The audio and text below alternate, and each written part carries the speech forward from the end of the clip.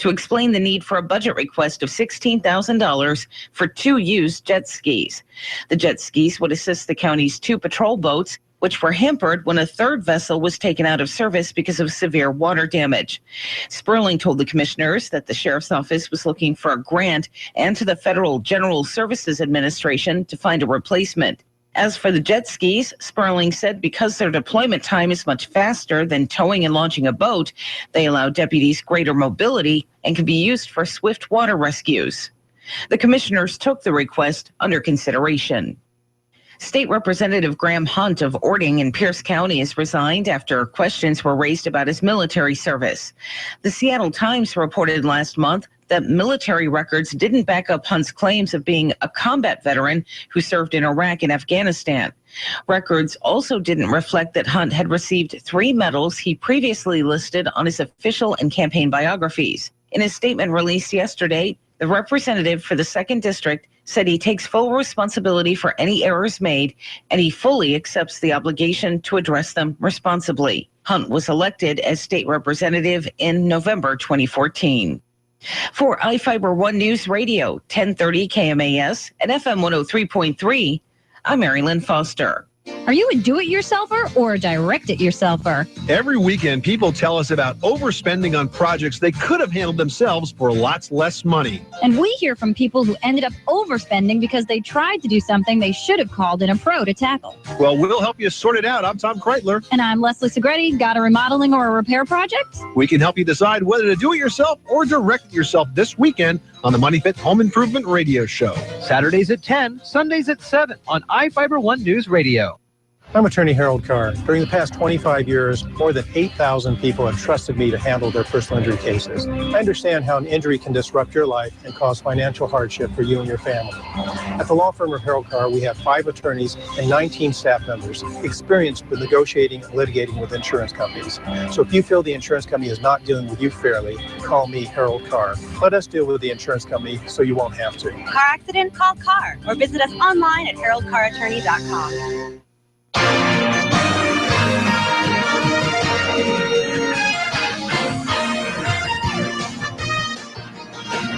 6:08 here at iFIBER ONE Newsradio. It's Daybreak. I'm Jeff Slakey along with Carol Gardner. Good morning. Good morning. We are looking forward to a great show today, and we've got some big sports news for you. But first, what's the weather look like? Oh, it's about 40, and it is overcast.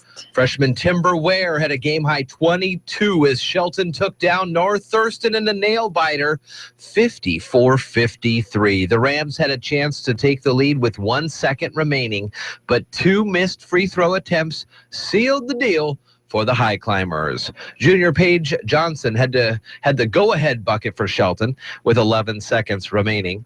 Johnson finished with 11 points. The win keeps the High Climbers alive for a postseason berth as they set to face Foss at home tomorrow. Shelton head coach Aaron Leth was proud of the way his girls completed and can't believe the wild finish that he saw at the Mini-Dome. You know, I guess maybe that the High Climber gods were on our side that night and, put a lid on that basket down there, but we'll take any win we can. We got one more on Thursday, and we're pretty sure we can come in here for senior night, raise the roof, get these fans excited, get a win, and we're on the district first time in about 12 years. Thank you, Coach Leth. Thank you, Sean and Terry, for being there last night and providing that coverage on iFIBER1newsradio.com. We've got, again, another game tomorrow night against Foss. Some other high school boys basketball scores. The boys were in North Thurston and picked up a loss against them, 70-60 against Shelton there. Foss 100, Capital 76, River Ridge 80, Clover Park 78. In high school girls basketball, River Ridge 74, Clover Park 16, Black Hills over Chehalis, Olympia over South Kitsap, and Timberline over Stadium. We have got some news releases from the West Central District 3. Carol, we've been talking with Sean Wells about this, where the schools are going to line up with the leagues and the districts in the next year. And I think after this, they'll have about 4 years they're stuck in there. So everybody's been trying to vie for a new slot. Well, the West Central District 3 3A schools met yesterday and agreed to the following 2 league alignments for the years 2016 through 2020. So, first off, we'll start off in the Pierce County League because it's going to be a split. It's kind of like how the Pac-12 is split north and south. So the Pierce County part of the West Central District 3A will be Bethel, Bonnie Lake, Lakes, Lincoln, Mount Tahoma, Spanaway Lake, Stadium, and Wilson. For the to-be-announced league here in the Thurston County area, we'll say, and expanded, Capital, Central Kitsap, Gig Harbor, North Thurston, Peninsula, Shelton, Timberline, and Yelm. So, this has, for now, it looks like, stopped some schools from having to travel all over the state to play games. And it looks like it'll foster a little more closer rivalries, Right. which is a lot of fun. Yes. So that's what's going on there. Sean has this information. He's going to process it and then have some information more for us as we get going. Let's see what else is going on in the sports world. Seattle Storm has re-signed Alicia Clark and Jenna O'Hay for the 2016 season. Defender Brad Evans has left the U.S. national team training camp to rejoin the Sounders after coming out of Sunday's 3-2 win over Iceland. He had a tight right hamstring at the half. Tomorrow night, as I mentioned, Gonzaga basketball on the radio, and then on iFIBER ONE Newsradio.com, another Shelton High School girls basketball game against Foss, and maybe have some playoff implications tomorrow night. Here's Carol now with the weather. Good morning. It's about 40. It's overcast today for your morning drive, and the high will be 43. Tomorrow, chance of rain, and Friday, mostly rain, both days having a high of 48. Saturday, mostly cloudy, and Sunday looks like it's all sun with a high of 55. All right, now very it's nice. very nice. Right now it's 30, between 39 and 40, whatever you want to give it. 39 and a half. You can give those half points in due diligence. Well, it depends. It's fluctuating right now. All right, we'll be right back after this. Westwood One's NFL Now. You're listening to Daybreak on iFIBER ONE Newsradio. I'm Ari Wolf with NFL Network Now on the Westwood One Radio Network. The Cleveland Browns will move on from Johnny Manziel just 2 seasons after they drafted him in the first round. NFL Network's Ian Rappaport reported on Tuesday the team will cut Manziel when the new league year begins on March 9th. Andrew Luck is fully recovered from his lacerated kidney and is heading toward a lucrative new contract extension. That was the word from Colts owner Jim Irsay, who spoke to the media on Tuesday. Irsay said, "I think there's a good chance we would get something done this offseason." Panthers pass rusher Jared Allen had to sit out the NFC Championship game with a foot injury, but he told NFL Network's Nate Burleson on Monday night that he plans to play in Super Bowl 50. All this week, nobody gets you closer to Super Bowl 50 than NFL Network, with more than 88 hours of live coverage, insider access, and the most game day coverage anywhere. Super Bowl week, all this week on NFL Network. This has been NFL Network Now on the Westwood One Radio Network. Advance Auto Parts knows what makes a car guy a car guy. It's the commitment to maintain an engine through the 300,000-mile mark. It's burning the midnight oil to finish a job most guys would rather hand off. It's loyalty, and it's why there's speed perks from Advance Auto Parts. Spend $100 and get $20 off your next qualified purchase. No cards, no points, no nonsense. Advance Auto Parts, for guys who love getting under the hood. See store to sign up or visit speedperks.com for details. For over 75 years, Geico's been about consistency, as in we've consistently helped people save money on their car insurance. And to prove it, we'll air one of our first radio commercials from over 75 years ago. At Geico, we're all about consistency, as in we consistently help people save money on their car insurance. To prove it, you can call Geico. Call us today, call us tomorrow, call us 75 years from now. That was way more consistent than I expected. Geico, saving people money for over 75 years.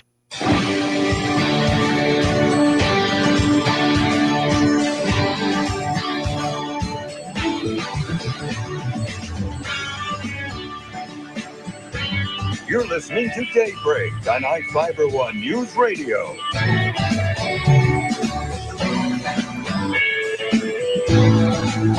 All right, good morning to you. It is 6:15 here at iFIBER ONE News Radio. Daybreak, AM 1030 and FM 103.3. I'm just like you, along with Carol Gardner, and a good morning to you. Good morning. How you doing this what day is it? Wednesday. Yeah, it's a weird week so far. Seems like it's should be already over. Seems like it hasn't even started. I know you're very getting ready, excited for Sunday Super Bowl. I mean, so that's probably what it is. It's a nervous energy that you have. Well, displaced nervous energy because I don't have anybody to root for, really. Displaced nervous energy. I guess. That sounds good, doesn't it? Yeah, I like it. All right, going on the website. What's on the website? What's this picture I see of this boat on the big front page of the website? Well, that is iFIBER1newsradio.com. That is a boat that the sheriff's office had, or the one that was damaged. I'm not sure which boat that is. That's sort of a stock picture from the sheriff's office. Mm-hmm. But the story is about the sheriff went before the commissioners on Monday to explain the need for a budget request of $16,000 for 2 used jet skis. So they will assist the county's 2 patrol boats. And the 3rd vessel was taken out of service because of severe water damage. So then, Commissioner Jeffries asked, rightly so, why do you need jet skis? Why do you need jet skis? And the sheriff's office responded that because it's so much easier to deploy them, in an emergency situation. Right. So that's what a lot better flexibility to launch and recover much quicker. I mean, you can get the jet ski out So there. what are you doing though on this jet ski? What do you think because Plane.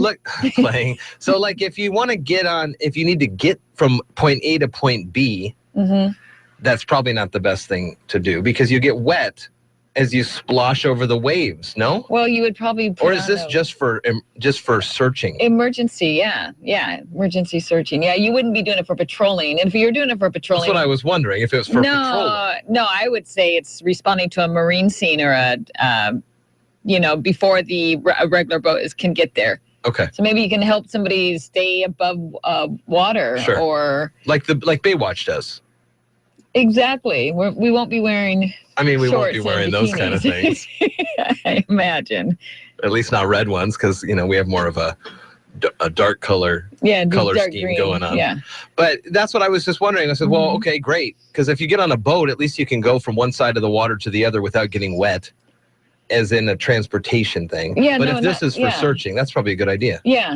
No, I can't imagine that you would even think that. Why not? Well, okay, I take that back. $18,000 for a brand new one? Oh my gosh. That's why we do need 2 used jet skis. Yeah. I'm sure. Yeah. No, I think I could get behind this now that you've clarified why they're using it. Excited about this. Makes so much sense, says Commissioner Netherland.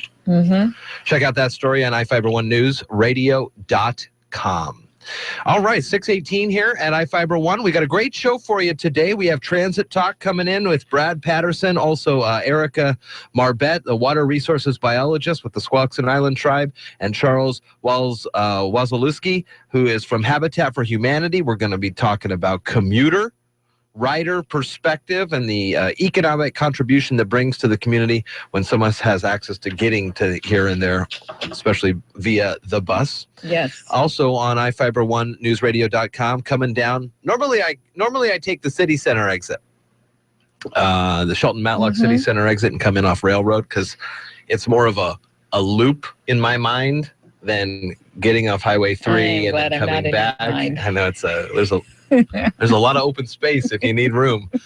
I'm coming around the corner and shining like high above are the new reader boards.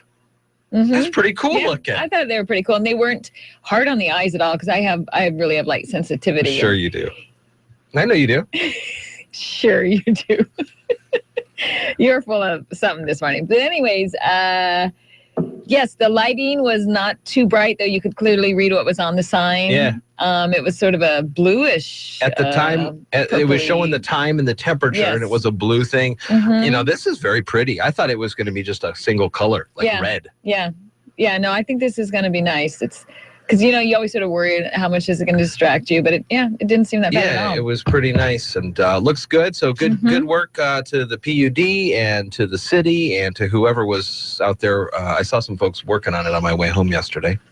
And in the odds and ends section from, it's under entertainment now. We have an odds and ends story for you. It's kind of the stories that we want to pass along but don't have a proper home. And this is a great one about an old Mason County idol, George Mick. He was a Garth Brooks impersonator in Vegas. Oh, was he? Yeah, George Mick. Oh, man, he is good. Him and Jeff Bursch are going to be performing on Saturday the 20th at the Shelton Presbyterian Church for the 4th annual Love Inc.'s Soup and Song Benefit Concert and Dessert Auction. So you can find more information on that there. It's one of the major fundraisers for Love Inc. The other one, the big golf tournament that we've been playing in the last couple of years. So all proceeds for this event go to Love Inc. of Mason County. And that was from a press release that they sent us. But Jeff Bursch and George Mick performing at the Love Inc.'s Soup and Song February event. Time is running out now. Ordering your native plants. Carol, looks like the Mason Conservation District is looking for some volunteers to help sort, pack, and distribute plants for the native plant sale. Have you ever done this one? No, I've never done that one, and I'm not sure. Is that one still going on? I'm not sure when that day was. Sorting and packing will take place on the 19th. Oh, 19th. Okay, so yeah, you still got. These are great, these native plants, because as we've talked, I have strange plants in my yard, including a lime tree, a key lime tree. Right. Jeannie Raywald from Mason County WSU Master Gardeners is wondering what's going on with my lime tree. Well, I saw her at the basketball game the other night, and she asked me to go and scrape a little bit on the thing to see if it was green. Sure enough, it looked pretty diseased. So we'll see what happens. But 2 of the branches are green. So I put some cardboard down around it, and but you don't have to worry about that kind of stuff with native plants because they're used to what's going on around here. Right. But I mean, if you just first plant them, you sort of have to pay attention to them since they're not just being, they just don't grow on their own. You're actually creating a space for them. Yeah. But then once after about 2 years, then you can just let them go, and that's the great thing about native plants, definitely. Yeah. All right, we will take a quick break. When we come back, President has signed disaster declarations for the state, and we'll have some other stories for you as well. Coming up next on iFIBER ONE News Radio, 623 on a Wednesday.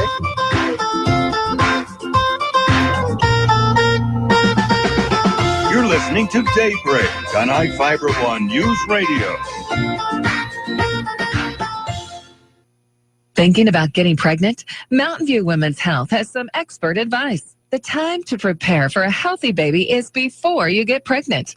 Getting down to a good pre-pregnancy weight and maintaining a healthy diet is the best preparation for a healthy baby and smooth delivery. And planning your prenatal care with a board-certified obstetrician gynecologist at Mountain View Women's Health is highly recommended. Coordinating excellent care with the Birth Center at Mason General Hospital, you can have your baby close to home.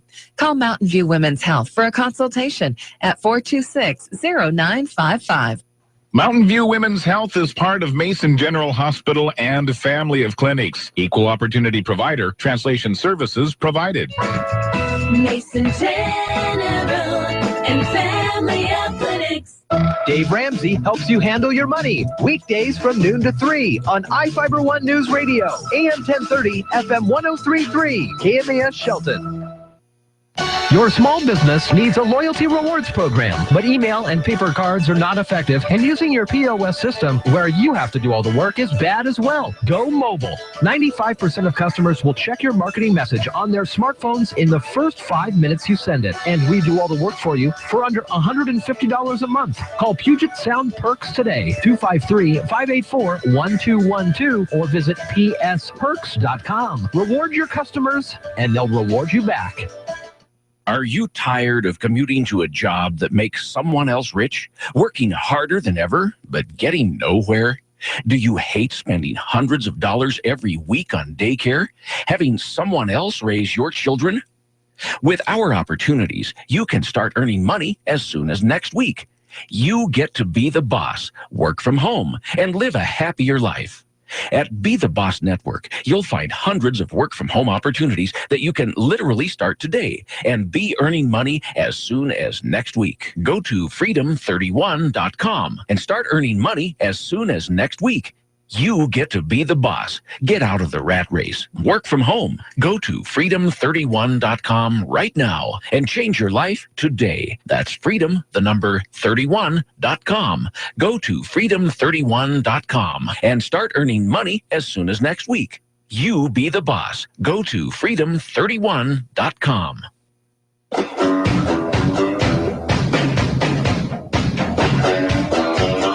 iFIBER One News Radio, 1030 KMAS and FM 103.3 presents Daybreak.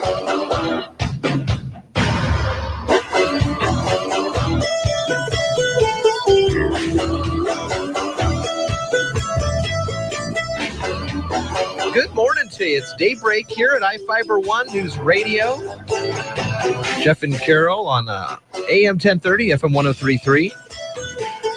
And KMAS.com. You can also watch the show on YouTube. The links are on the website as well. How you doing, Carol? I'm doing great. We were just talking about some of the news notes from around the Northwest over the last day or so, and the president has signed something.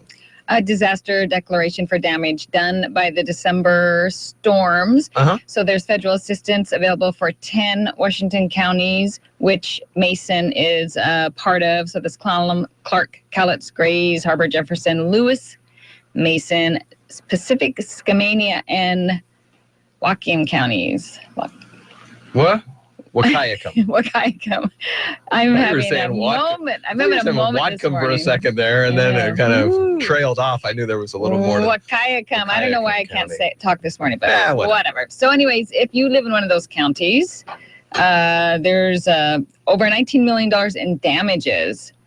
So you can contact your local county people and find out how you can get involved. So yeah, there was a lot of storms going on. And so it's so funny because like yesterday it was just cold and super foggy, and today it's really warm and not very foggy at all. Yeah. It's amazing how each day is just so different. I want to make your attention on the entertainment tab as well under odds and ends that there is a presentation coming up tomorrow at Evergreen, kind of an interesting chat. There's a lady, she's been kind of making her time up and down I-5 here.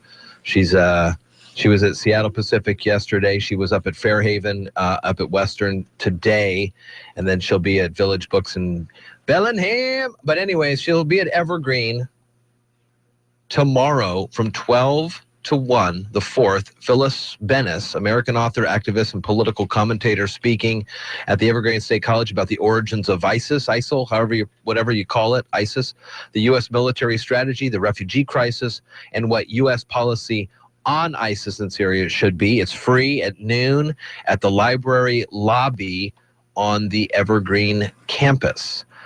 Free event sponsored by Evergreen Programs Reinterpreting Liberation.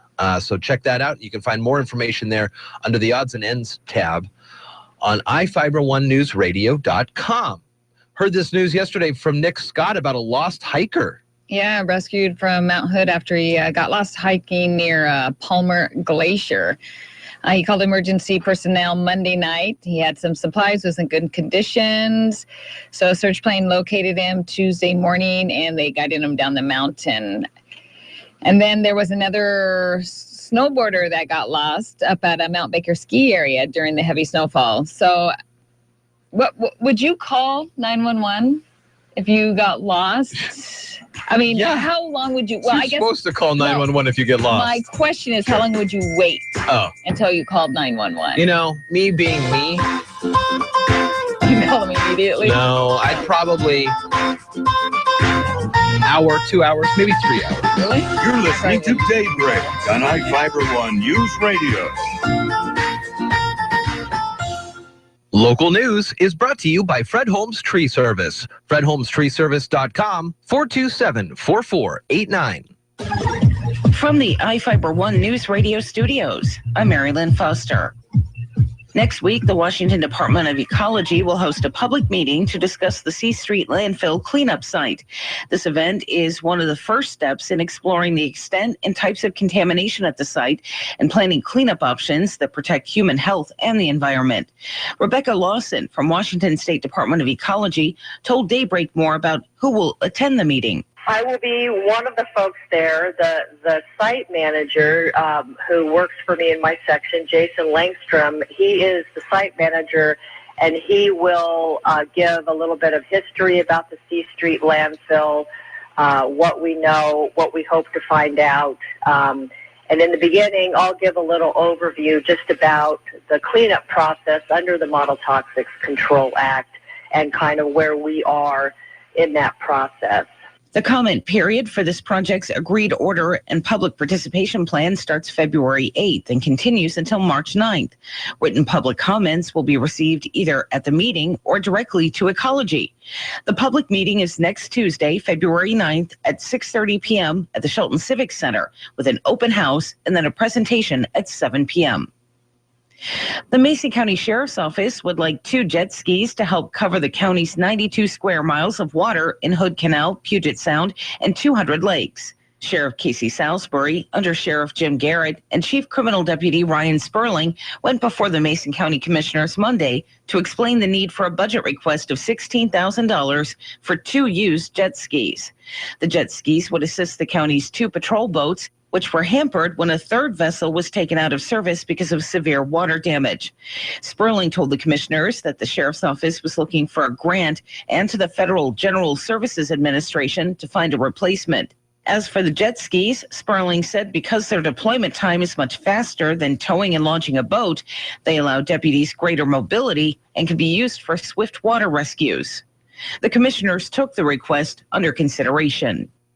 State Representative Graham Hunt of Ording in Pierce County has resigned after questions were raised about his military service.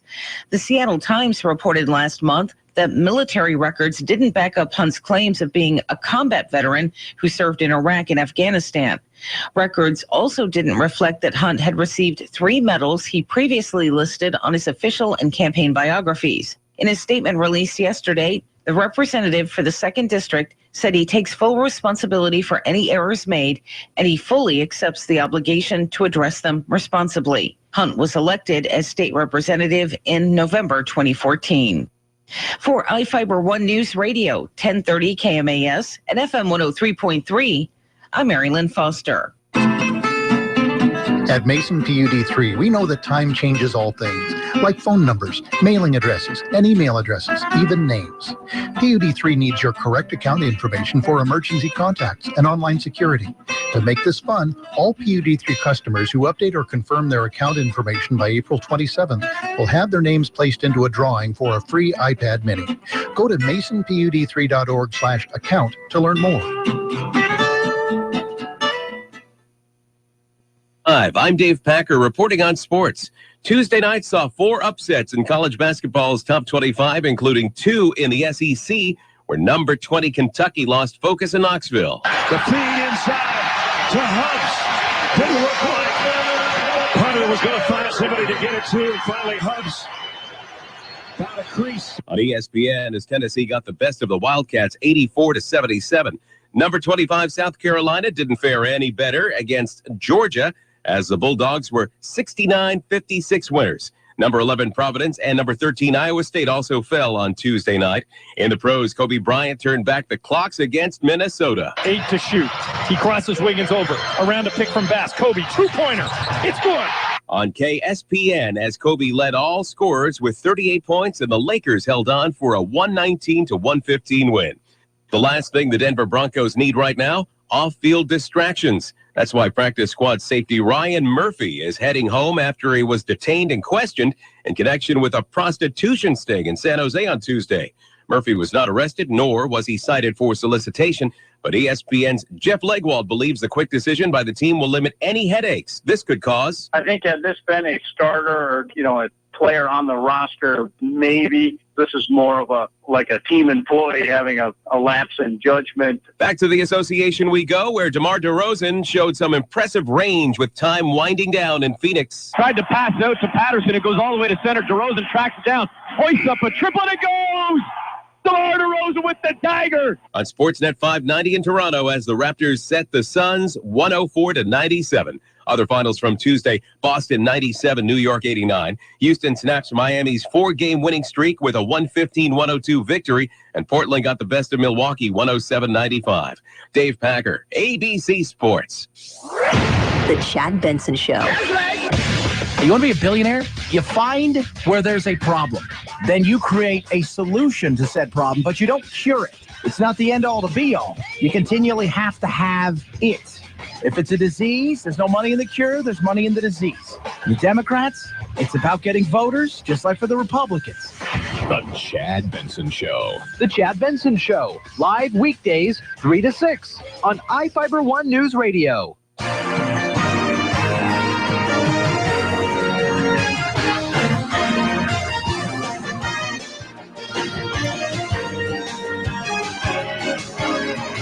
6:36 at iFIBER ONE News Radio. It's Daybreak on a Wednesday morning. I'm Jess Lakey along with Carol Gardner. Good morning to you. Good morning. Got some sports in a moment, but first off, what's happening in the forecast as we start the day here?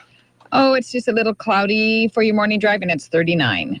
Freshman Timber Ware had a game-high 22 points as Shelton took down North Thurston in a nail-biter 54-53. Rams had a chance to take the lead with a second remaining, but missed 2 free throws, and that sealed the victory for the High Climbers. Junior Paige Johnson had the go-ahead bucket for Shelton with 11 seconds remaining. Johnson finished with 11 points. The win keeps the High Climbers alive for a postseason berth as they get set to face Foss at home this Thursday. Shelton head coach Aaron Leth was proud of the ways his girls competed and can't believe that wild finish that he saw at the Mini Dome. You know, I guess maybe that the high climber gods were on our side that night and, put a lid on that basket down there, but we'll take any win we can. We got one more on Thursday, and we're pretty sure we can come in here for senior night, raise the roof, get these fans excited, get a win, and we're on the district's first time in about 12 years. That's pretty exciting, and thanks to Coach Leth, thanks to Sean Wells and Terry Allen for being at the game last night, getting us on the broadcast. We have another one, as Coach mentioned, tomorrow night against Foss. It'll again be on iFiber1newsradio.com. While that game is online, we've got Gonzaga basketball for you tomorrow night on iFIBER ONE News Radio. Some other high school scores for you. The Shelton boys were in North Thurston last night and fell to them 70-60. Foss over Capital and River Ridge over Clover Park. In girls basketball, other scores: River Ridge over Clover Park as well. Black Hills, Olympia, and Timberline all victorious. We've been talking with Sean Wells, our sports director, the last couple of Thursdays about these league realignments that are going on, and schools are looking to jump into different leagues and be represented as the schools are now going from a 2-year window where you can reevaluate what division, what league you're in, to a 4-year window. And so everybody's really trying to make sure this is where they want to be for 2016 through 2020. Well, the West Central District 3 3A schools met and agreed to the following 2 league alignments for the 2016 through 2020 seasons. We'll start up in the new to be formed Pierce County League of the West Central District 3. Bethel, Bonnie Lake, Lakes, Lincoln, Mount Tahoma, Spanaway Lake, Stadium, and Wilson. And in the soon to be named Thurston Expanded League is what I'm calling it right now, just because: Capital, Central Kitsap, Gig Harbor, North Thurston, Peninsula, Shelton, Timberline, and Yelm. And as we mentioned, this is great news for the families and the kids who won't have to travel all over the place up and down I-5 to play these other teams. And it will really kind of foster up more great inter-county and beyond rivalries. It's a lot of fun for the kids. That's the latest in sports now. It's 6:40, and Carol has a check on the weather. Good morning. It's 39, overcast for your morning drive. The high today is going to be about 43. Tomorrow we have a chance of rain. Friday, mostly rain, and both days are going to have a high of just below 50. Saturday, mostly cloudy, and Sunday looks great, all sunshine with a high of 55. Right now, it's 39. Now, from the iFIBER ONE News Radio studios, it's Daybreak. Providing local news, sports, weather, and interviews to the South Sound's most important people. You. From business leaders to politicians, from activists for change to advocates for the poor. Your neighbors and newsmakers are here on Daybreak.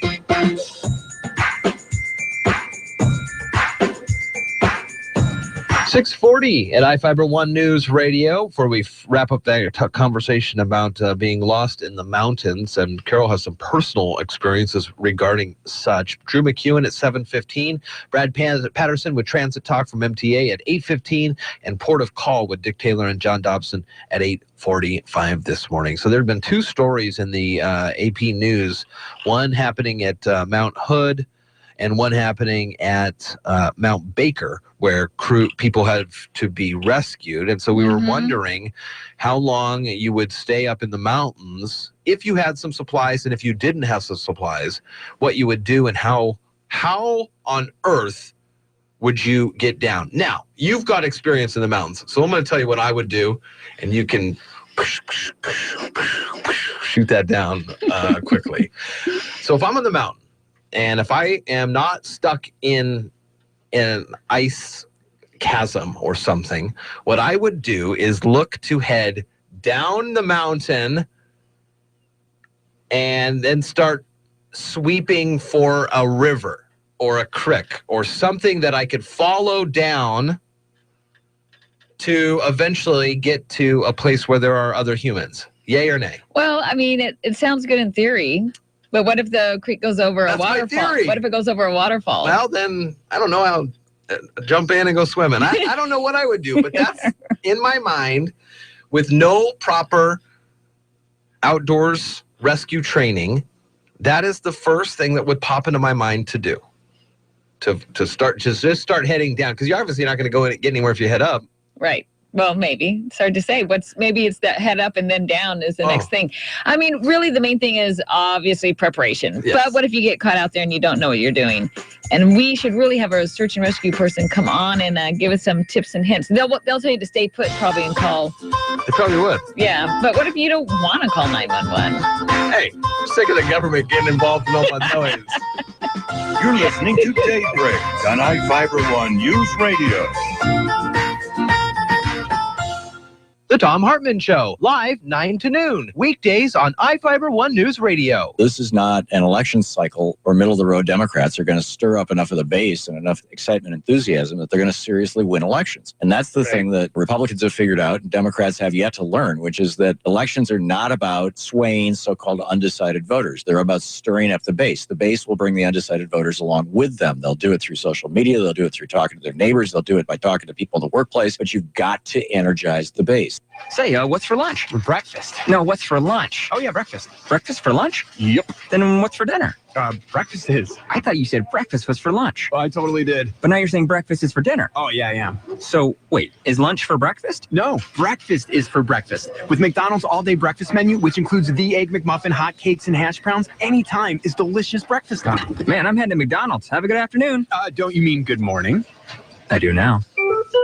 McDonald's all-day breakfast menu varies by location. This love letter's for my sweet beauty. Your scent drives me all sorts of cray. Every time you touch my lips, ooh, how it makes my day. Rich, smooth, fresh, and steamy. Dang, you're a dream. So let me give you some sugar, and then perhaps some cream. There's no denying your love for a rich, smooth, fresh brewed McCafe. And now, get any size for just $1. A la carte only. Prices and participation may vary. Limited time offer. When humans can't help a loved one, sometimes an animal can. Hi, I'm Jody Henke. Animal-assisted therapy can bring relief to people suffering physical or emotional pain as you're living the country life. Living the country life. Ideas and inspiration for your place in the country. You can find more information on today's topic and from previous shows by visiting us online at livingthecountrylife.com. We'll return to the show after these messages. Join the parade headed to New Orleans for the 2016 Commodity Classic, March 3rd through the 5th. It promises to be the jazziest Commodity Classic yet. And this year, the Association of Equipment Manufacturers joins Commodity Classic. That means even more equipment, more technology, more education, and more innovation. If you grow corn, soybeans, wheat, sorghum, or do business with farmers who do, you need to be in New Orleans March 3rd through the 5th. Discover more at CommodityClassic.com. Don't let the 2016 Commodity Classic in New Orleans get by you. Need new ideas for what to do around your place? Register for a free Living the Country Life newsletter. Once a week, you'll receive helpful tips on key topics such as landscaping, animals and poultry, outdoor improvement projects, recreational activities, and much more. The newsletter delivers the latest trends, alerts you to informational courses, shares what other people are doing on their properties, and provides details about exciting sweepstakes and other contests. Sign up for your free newsletter today by visiting livingthecountrylife.com. My grandmother is in a nursing home and tells me her favorite days are when the dogs and cats come to visit. A kitty on her lap makes her feel like a little girl again. Animal therapy is used in nursing homes, hospitals, and in counseling centers to help boost an individual's well-being. Amy McCullough is the National Director of Animal-Assisted Therapy for the American Humane Association. She says what makes animals so effective is they give what we can't always get from humans. There's something innately loving and warm and comfortable about an animal. They're so predictable in their behavior. They're forgiving. They'll never criticize or make you feel badly or laugh at you or argue with you. I think they're so accepting and happy to see us that it gives people really a sense of friendship and comfort. I think the power of the human-animal bond is just amazing. Dogs are very common in animal therapy, but horses, cats, guinea pigs, birds, and other domesticated species can also offer love and companionship. McCullough says for an animal to be of service, it has to have certain characteristics. The animal needs to be at least 1 year old, especially when you think about a dog. You know, puppies act like puppies. The animal has to be out of that stage and be more mature, in good health, so that they're pain-free and happy to do this kind of interaction. Their temperament is very important. You know, most dogs can learn basic obedience, but there's something innate about a therapy dog that they prefer more than anything else to be with people. The handler should also understand the animal well enough to know what their pet likes and what might make it uncomfortable, so the setting will benefit everyone involved. Learn more about animal-assisted therapy at livingthecountrylife.com. I'll see you in the country. Living the Country Life. Ideas and inspiration for your place in the country. You can find more information on today's topic, share your tips, and post photos by visiting us online.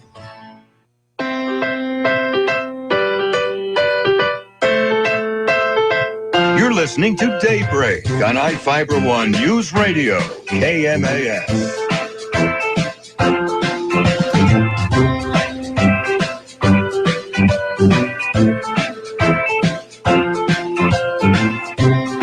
Good morning to you. It is a Wednesday here at iFIBER ONE, the 3rd of February, getting ready for the big polar bear plunge coming up on Saturday at the Alderbrook Resort and Spa in beautiful Union, Washington. And speaking of Union, Drew McEwen comes our way in about 7:15. That's Stan Griffey from Allen and Drew McEwen from Union, and we'll have him on in just about a half an hour. Big news story coming out from Maryland Foster, also above the fold in the Olympian, and it's all over the place here. State Rep Graham Hunt quits over his military service exaggerations, is what it says here in the paper. Rep Graham Hunt says he deployed to Iraq, but military records don't seem to back those claims up.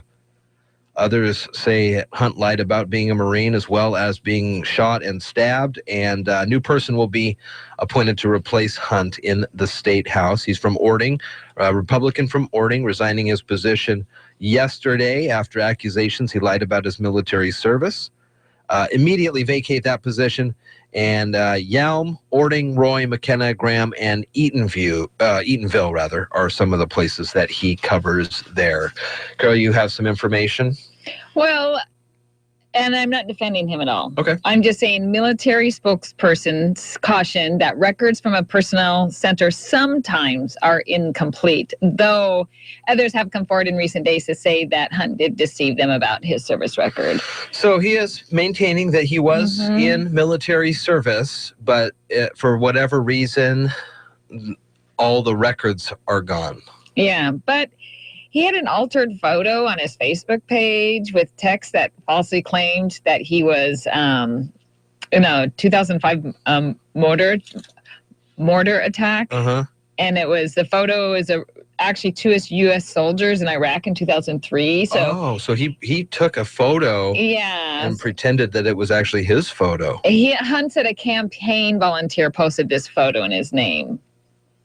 I guess he didn't see it and wasn't able to give it approval. But to me, if you should be aware of what your staffers are doing. Well, now the Supreme Court has said that falsifying your military background is not a violation, is a free speech deal. You can do that. Well, I mean, but can. Is this misplacing the public trust? I would say it's misplacing, the public. I mean, if he's going to lie about something so important to people or mislead you on that, what else is he misleading you on? That's interesting. Did you hear about Lynn Cheney? Do you know Lynn Cheney? You remember Dick Cheney? He was the vice president for 8 years. I do remember. He's like a robot now. Yeah, was a robot then. He sure was. Anyways, his daughter, he was from Wyoming. He held the seat. So in Wyoming, it's a very small state. 2 senators, of course, because everybody does. It's not a small state. Population-wise, but the grandness of Wyoming is vast and very beautiful. Home of the Troopers Drum and Bugle Corps from Casper, Wyoming. Anyways. There was some kind of signal. There is one person in their House of Representatives. They have 1 member in their House, and there's 2 in the Senate, like all states have 50. So a couple years ago, Lynn Cheney wants to run in Wyoming. Well, everybody in Wyoming then starts calling her a carpetbagger. Well, you're from Virginia. What are you doing? You have like an outdated Wyoming fishing and hunting license. You kind of made some clerical errors on your information there. So she stepped back from that race as a senator. Well, now she wants to run for the U.S. House, that one lone spot. Wants to be the conservative in the great state of Wyoming. Well, on her Facebook page announcement, and this has busted Johnny Manziel as well, on her Facebook page announcement to be Wyoming's #1 best chance of hope, vote for me, the post was from Alexandria, Virginia. Oh, great. So again, and she blames a staffer for the problems there, because you don't want to take responsibility for anything. Why would you? And you remember Johnny Manziel was supposedly partying in Vegas, and then he tweeted or Instagrammed a photo from Ohio. Right. And so now people were unsure of where he actually was. So these geotags can really come back to bite you if you're misrepresenting this actual story. Yeah, there's a picture floating around that misrepresents me that somebody posted. I even say so. I think you're talking about my photo on my Facebook page. Yes, I am. Daybreak on iFIBER ONE Newsradio.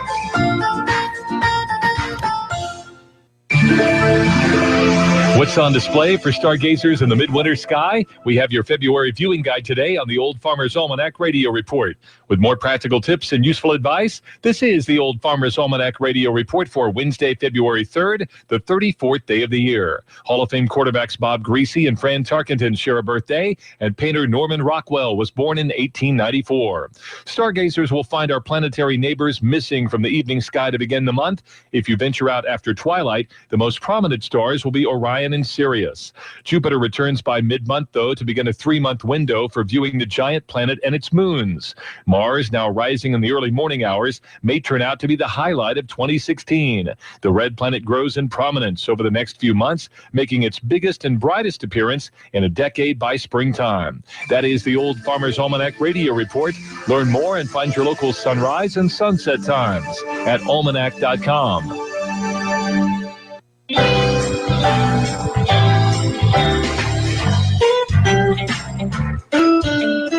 From the iFIBER ONE News Radio studios, you're listening to Daybreak.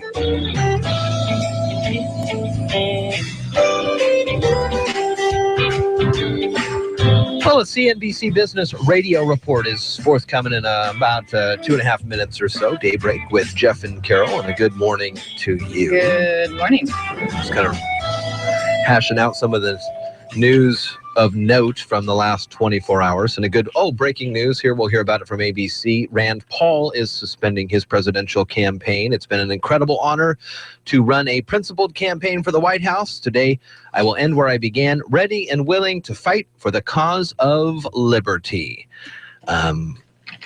There's a lot of wide variety of ideas on the GOP side, isn't there? There From the more hawkish, I would say hawkish approach of a Rubio to a more isolational bent of a Rand Paul and everything in between. It's pretty interesting. We have got interesting. So who is left in the presidential race? All right, so we got the mains. We got Trump. We got Cruz. We got Rubio. We got Christie, who went off on Rubio yesterday in New Hampshire. My goodness, I don't know if you saw this video, but he's talking about the boy in the bubble. Because Rubio gets third place in Iowa, and he goes up there and he sees some kind of victory. He says he wins. Oh my gosh, I can't believe nobody thought this would ever happen. This kind of weird. They said we couldn't make it. They said this could never happen. Whoever they and are. he got third place. Yeah. So I don't know what they were predicting. The infamous they that we all know. And so those three, and then so Christie went off on that. He says, why don't you guys start asking him some tough questions here in New Hampshire? We have a debate on Saturday night here on iFIBER One News Radio, 5 to 8, just before the primary votes happen in New Hampshire. So those guys, Carson is still in it. Kasich is still in it. I think likely to do pretty decent for himself this upcoming week in New Hampshire. The one name that I think is still in is Gilmore. Yeah, there's still, it looks like 11 people still running for the Republicans. Santorum. Mm-hmm. Who else did I miss? Bush. Carson. Did you say Christie? I said Carson and Christie, Cruz, Fiorina. And then Gilmore, Jim Gilmore. Yeah. Who he hasn't got his book signed yet. His book deal signed. He has that one. He's been at one debate, I think, this year. He's waiting for that big sign. And then we just have 2 in the Democratic Party. Yeah, and I heard a rumor that Chuck Todd and Rachel Maddow are doing a kind of official New Hampshire debate tomorrow night, and they're still not sure if it's even going to happen, which really puts the wraps around my hands to try to get it on the radio for us, because it was like unsanctioned. So are they going to do it? Or are they not going to do it? But we do have a Republican debate this weekend. And it will be on our broadcast? Yeah, from 5 to 8 Saturday night. All right. We have a debate. You're listening to Daybreak on iFIBER One News Radio.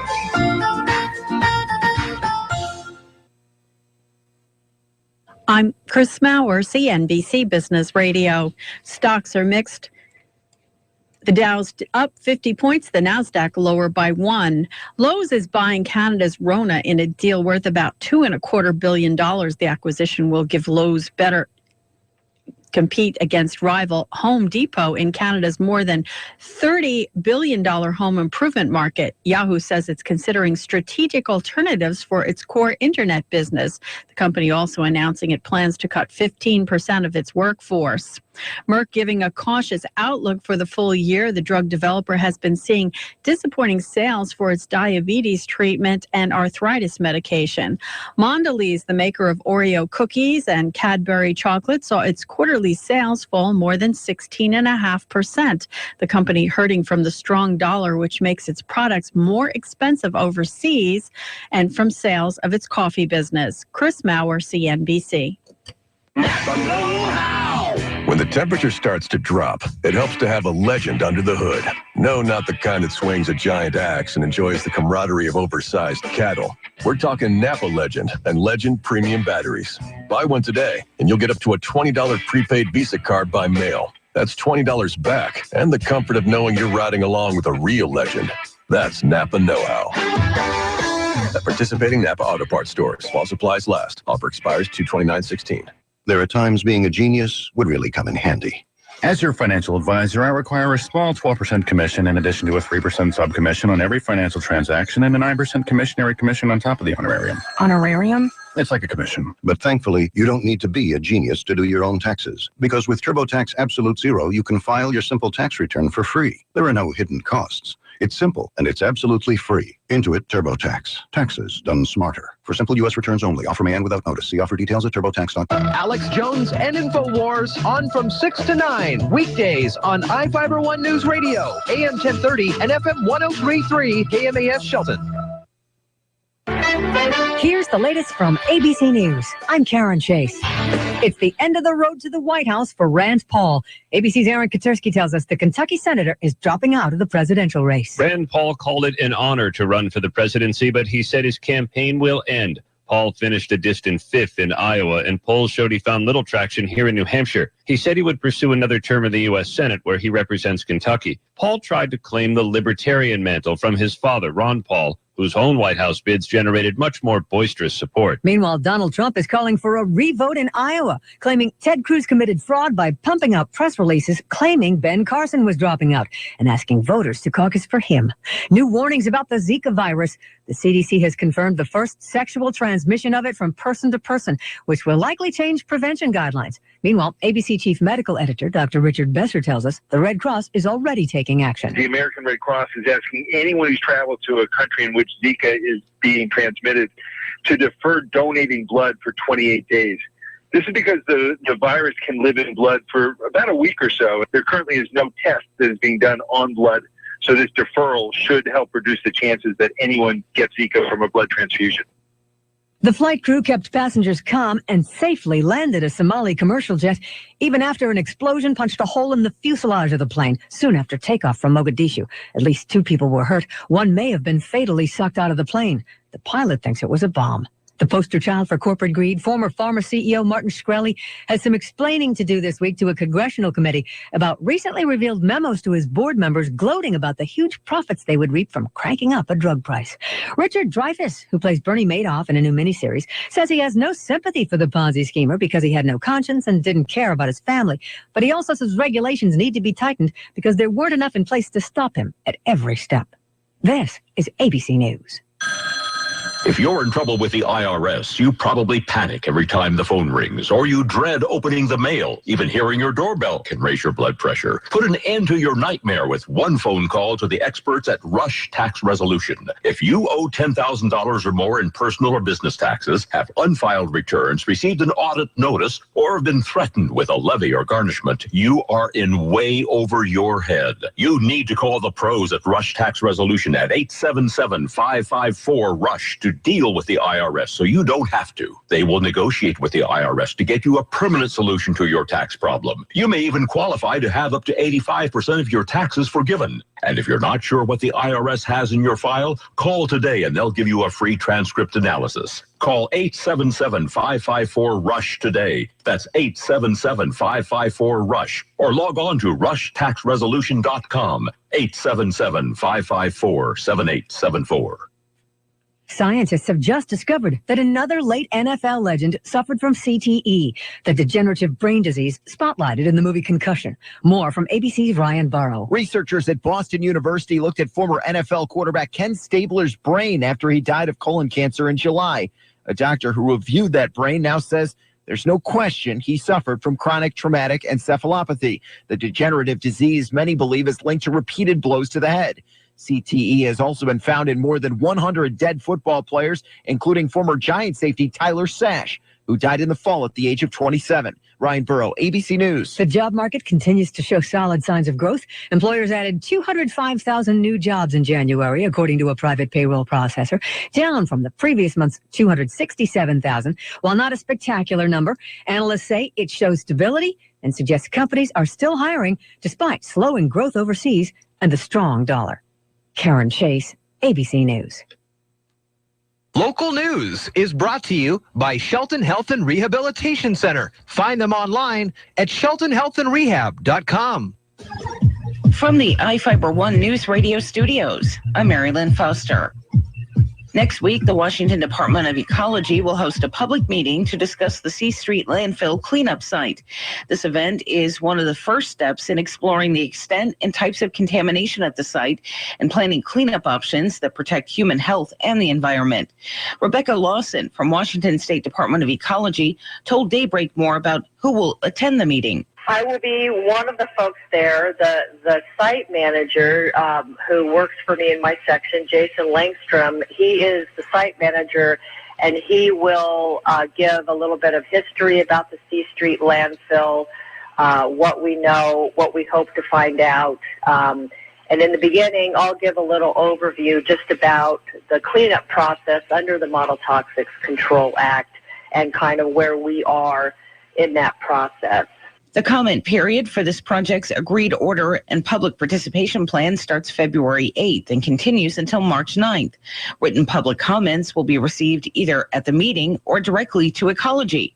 The public meeting is next Tuesday, February 9th at 6:30 p.m. at the Shelton Civic Center with an open house and then a presentation at 7 p.m. The Mason County Sheriff's Office would like 2 jet skis to help cover the county's 92 square miles of water in Hood Canal, Puget Sound, and 200 lakes. Sheriff Casey Salisbury, Under Sheriff Jim Garrett, and Chief Criminal Deputy Ryan Sperling went before the Mason County Commissioners Monday to explain the need for a budget request of $16,000 for 2 used jet skis. The jet skis would assist the county's 2 patrol boats, which were hampered when a 3rd vessel was taken out of service because of severe water damage. Sperling told the commissioners that the sheriff's office was looking for a grant and to the Federal General Services Administration to find a replacement. As for the jet skis, Sperling said because their deployment time is much faster than towing and launching a boat, they allow deputies greater mobility and can be used for swift water rescues. The commissioners took the request under consideration. State Representative Graham Hunt of Ording in Pierce County has resigned after questions were raised about his military service. The Seattle Times reported last month that military records didn't back up Hunt's claims of being a combat veteran who served in Iraq and Afghanistan. Records also didn't reflect that Hunt had received 3 medals he previously listed on his official and campaign biographies. In his statement released yesterday, the representative for the 2nd District said he takes full responsibility for any errors made, and he fully accepts the obligation to address them responsibly. Hunt was elected as state representative in November 2014. For iFIBER ONE Newsradio, 1030 KMAS and FM 103.3, I'm Mary Lynn Foster. The craziness is returning to the kennel. Wiltshire behind his back with a dribble, and he scores. Got Karnowski to his left, pulls up, shoots, scores, and a foul. Zags basketball from IMG. Corner, Nelson driving baseline and a 2-handed throw down dunk. Oh my goodness, Silas Nelson. From tip-off to the final buzzer. And throws it down with 2 hands. Follow the action all season long on your home for Bulldogs basketball, the Gonzaga IMG Sports Network. Is your family doing some growing? Whether it's an expansion of your home or the addition of a new family car, Peninsula Credit Union can provide fast, friendly service with terrific rates. We offer personal lines of credit, affordable auto loans, and a variety of home loan options to get you moving. Visit our offices in Shelton, Belfair, Paulsbo, Port Orchard, and Port Townsend, or go online to pcfcu.org. At Peninsula Credit Union, our priority is you.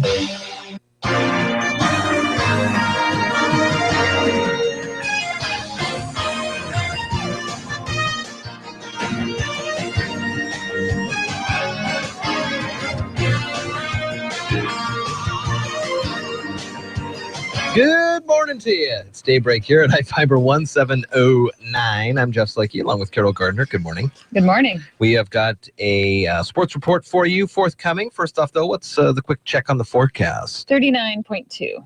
That's a quick check. Freshman Timber Ware at a game-high 22 points as Shelton took down North Thurston in a nail-biter, 54-53. The Rams had a chance to take the lead with 1 second remaining, but 2 missed free throw attempts sealed the deal for the high climbers. Junior Paige Johnson had the go-ahead bucket for Shelton with 11 seconds remaining.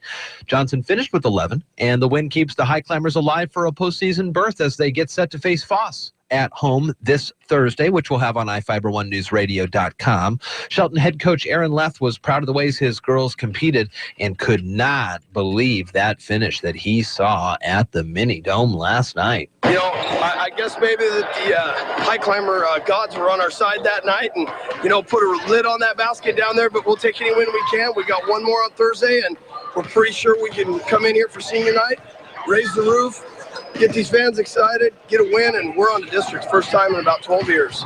Wow, that will be exciting, and it being a senior night, even more added niceness, you know, for the kids there. Pretty cool stuff.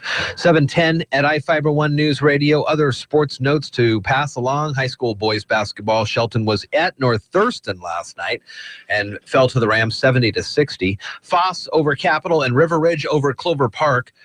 In girls basketball, River Ridge, Black Hills, Olympia, and Timberline are all victorious. And there has been some movement on the West Central District 3A schools and their alignments for the 2016 through 2020 season. In the Pierce County League, we're looking at the schools now: Bethel, Bonnie Lake, Lakes, Lincoln, Mount Tahoma, Spanaway Lake Stadium, and Wilson. And in an expanded Thurston County-ish league, Capital, Central Kitsap, Gig Harbor, North Thurston, Peninsula, Shelton, Timberline, and Yelm. So Sports Director Sean Wells will be in with us tomorrow at 8:30 to talk a little bit more about this. And there is a game tomorrow night on iFIBER1newsradio.com. 7:11 now, and here's Carol with a check of the forecast. Good morning. It's 39. It's overcast for your morning drive or walk. High today of just 43, and tomorrow we're going to have a chance of rain. Friday, mostly rain. Both days have a high of 48. Saturday, mostly cloudy, and Sunday looks like an all sunshiny day with a high of 55. Oh, good. So people can get out and do stuff. There's nothing going on Sunday. Yeah, exactly. There's nothing going on. Right now it's 39. Now, from the iFIBER One News Radio studios, it's Daybreak. Providing local news, sports, weather, and interviews to the South Sound's most important people. You. From business leaders to politicians, from activists for change to advocates for the poor, your neighbors and newsmakers are here on Daybreak. It's called an excuse. I'm just making an excuse. You just want to see your name first. Well, now we're getting to the brass tacks. That's YouTube.com. You can watch the show live now on YouTube, and we have Drew McEwen coming up in a couple of moments. Also, Brad Patterson from Transit Talk today, bringing in a couple of great guests to talk with them about how a commuter uses the bus and what you can do there with saving money and the economic contributions that you use for being a commuter with Mason Transit. Also, Port of Call today with Dick Taylor and John Dobson at 8:45. 7:12 now currently at KMAS and iFIBER One News Radio. News stories under more news. We talked yesterday with Rebecca Lawson from the Department of Ecology on the C Street landfill cleanup meeting. Important meeting for folks involved in the future of the city. Get this place cleaned up. That's kind of around the area where the haul stuff will eventually happen. Right. So that's coming up next week. We'll talk about some other stories from the website right after this quick break on Daybreak.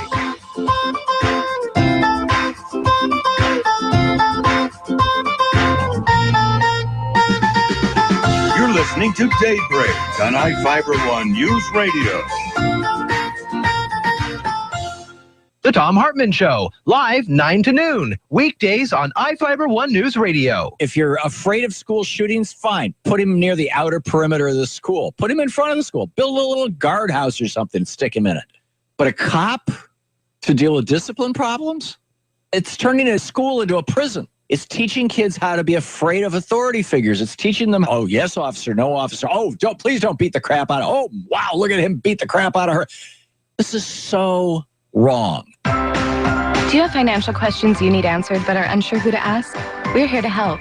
Join us for ABC Mason's 3rd annual Super Saturday Financial Information Fair on February 6th at the Shelton Timberland Regional Library from 10 a.m. to 2 p.m. Enjoy free snacks and enter to win fabulous prizes while increasing your financial know-how. You have nothing to lose and everything to gain. And best of all, Super Saturday is free and open to the public. For more information about Super Saturday, visit www.abcmasoncounty.org. iFIBER ONE News Radio, 1030 KMAS and FM 103.3 presents Daybreak.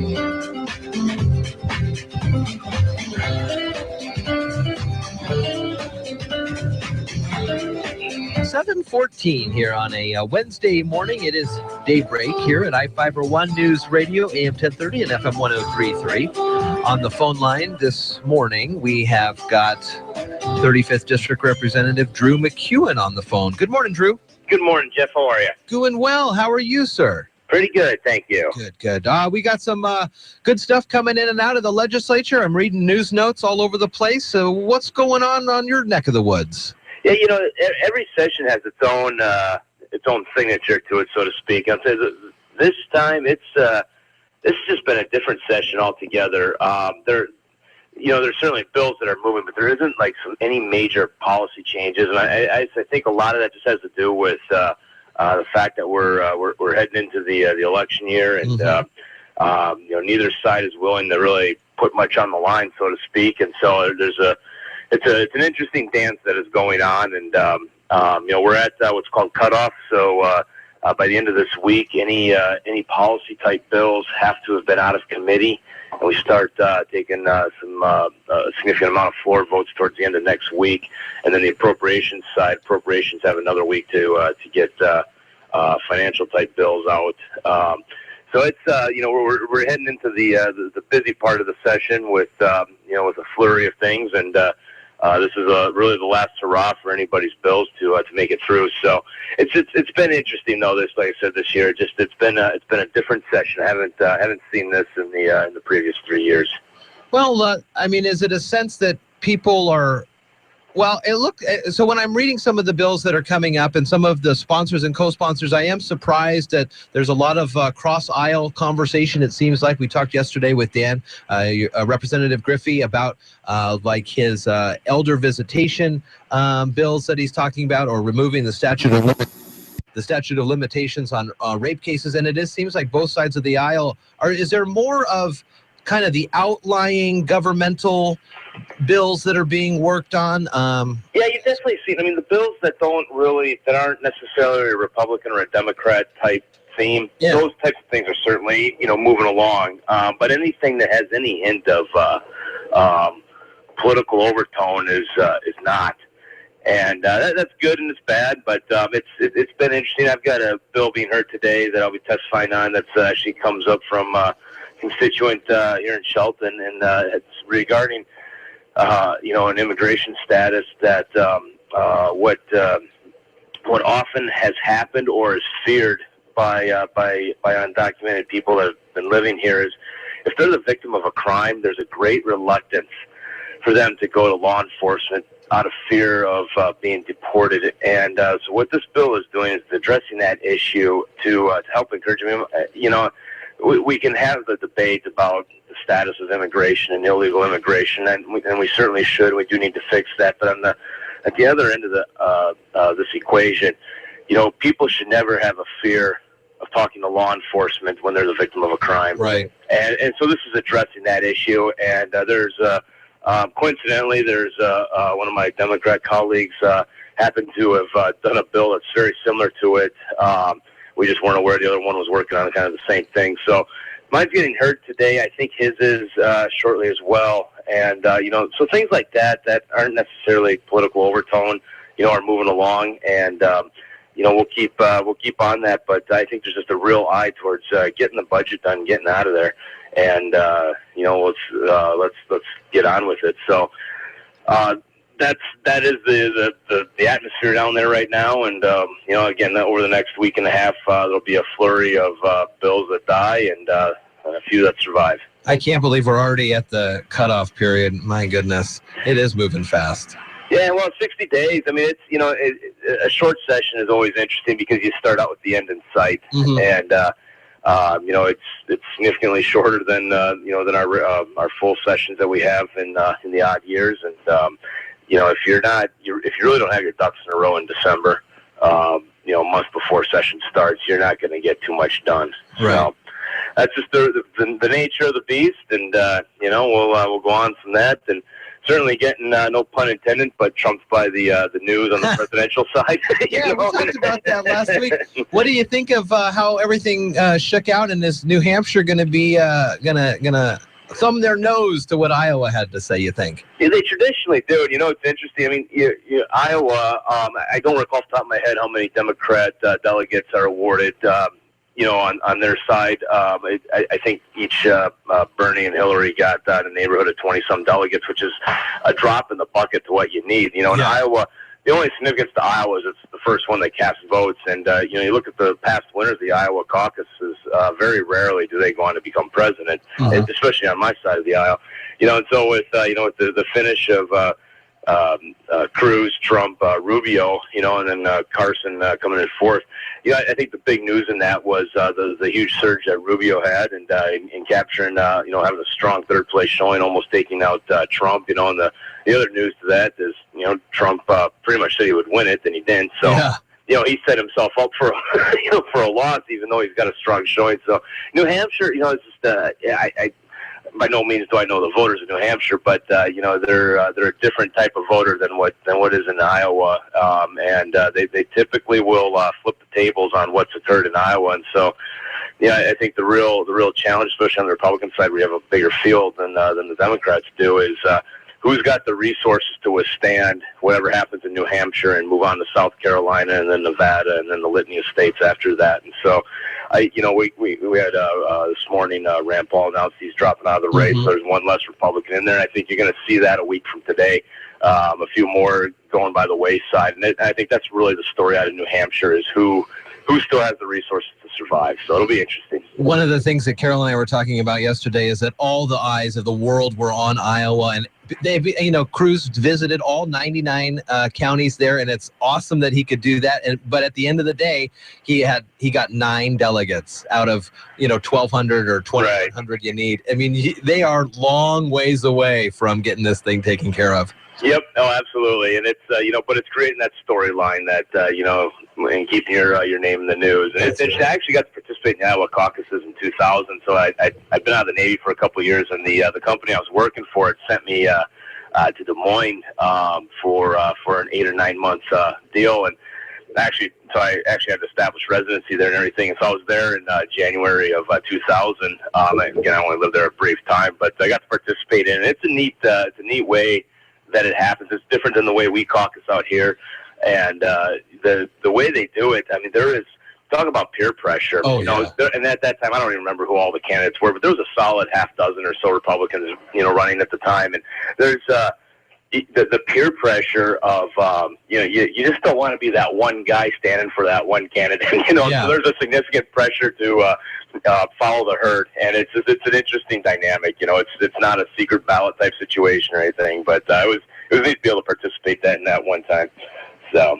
Very good. And quickly, before we let you go, what was the number on that House bill that you're going to be speaking at here shortly? You know what? I am terrible with bill numbers. All right. We'll find it, and we'll get that information out. I never remember them. I just, I always have to look at the bill digest. I don't commit those bill numbers to memory. I mean, we got something like 4,000 bills going around out there. So it's but we can get that to you if you have any trouble finding. Oh, I got the gist of the title, so I'll be able to find that. Thank you so much, though. 35th District Representative Drew McEwen on the line, and thank you so much. We'll talk next week. Thank you. You have a great day. Have a good one. Bye. 7:23 now at iFIBER ONE News Radio. We'll take a quick break, and when we come back, we'll have some more news of note from the Northwest and the world on Daybreak, AM 1030 and FM 103.3.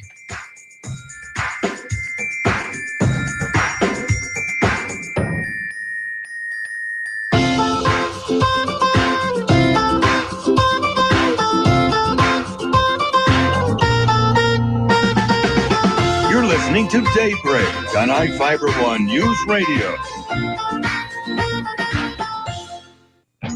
It's about your life and your money. It's the Dave Ramsey Show. You don't win by accident. So this is your year to win. You don't get out of debt. You don't save your marriage by accident. You don't increase the quality of your marriage by accident. You don't raise great kids accidentally. These are intentional acts.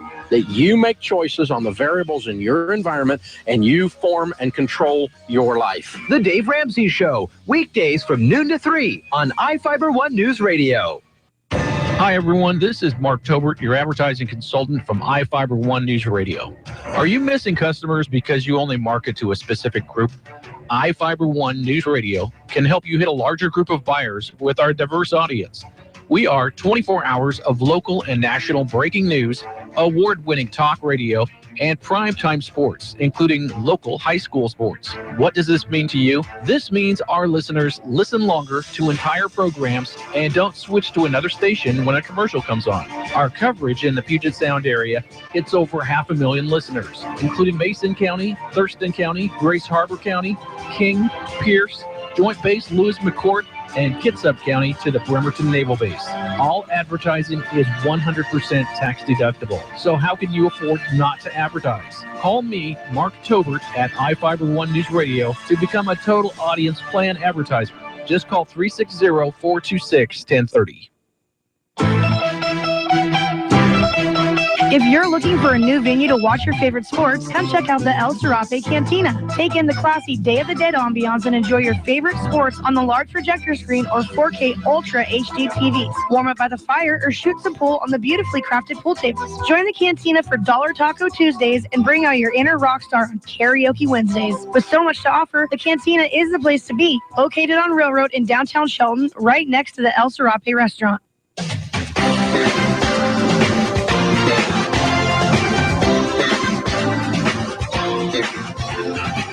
iFIBER ONE News Radio, 1030 KMAS and FM 103.3 presents Daybreak.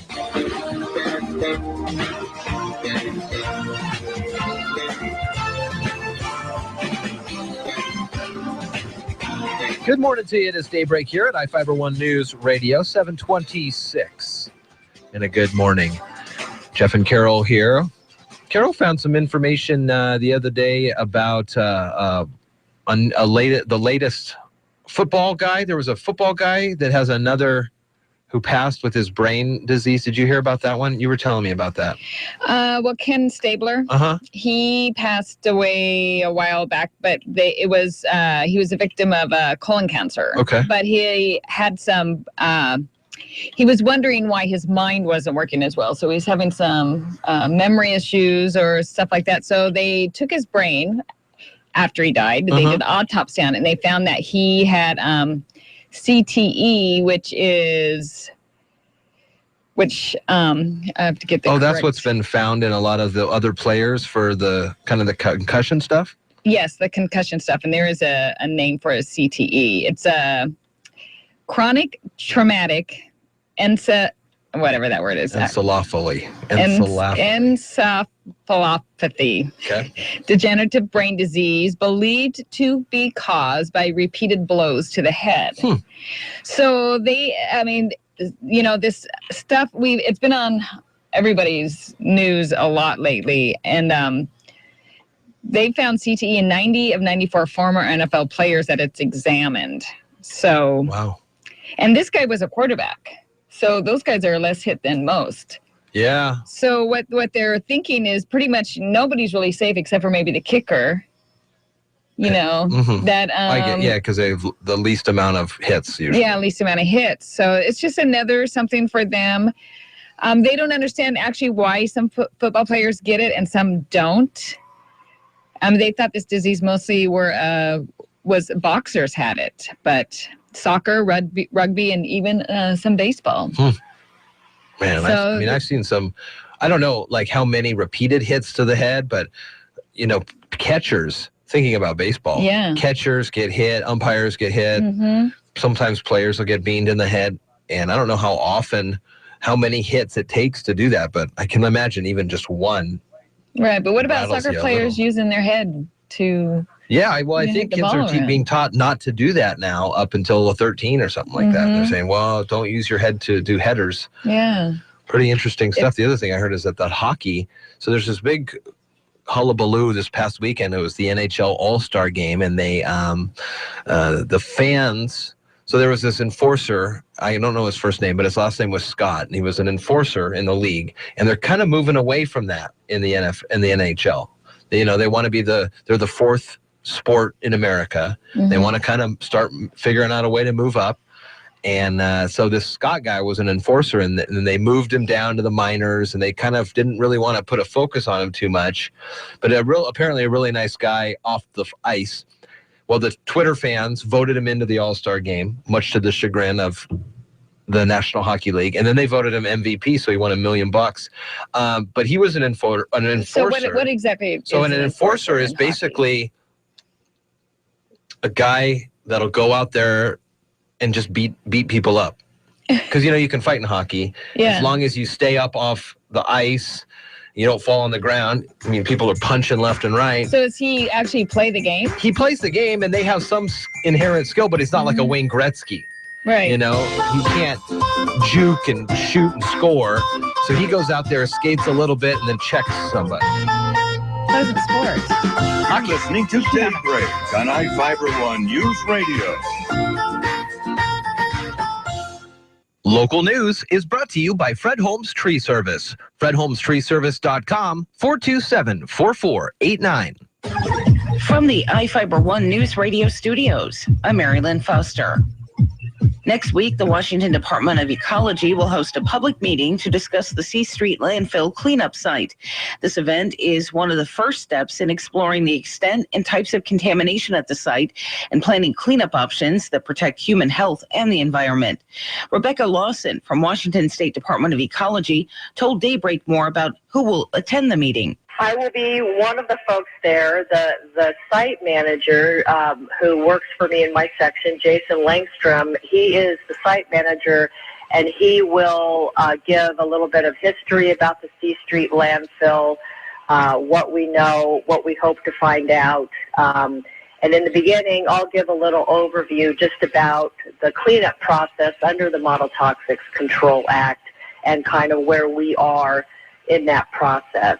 The comment period for this project's agreed order and public participation plan starts February 8th and continues until March 9th. Written public comments will be received either at the meeting or directly to Ecology.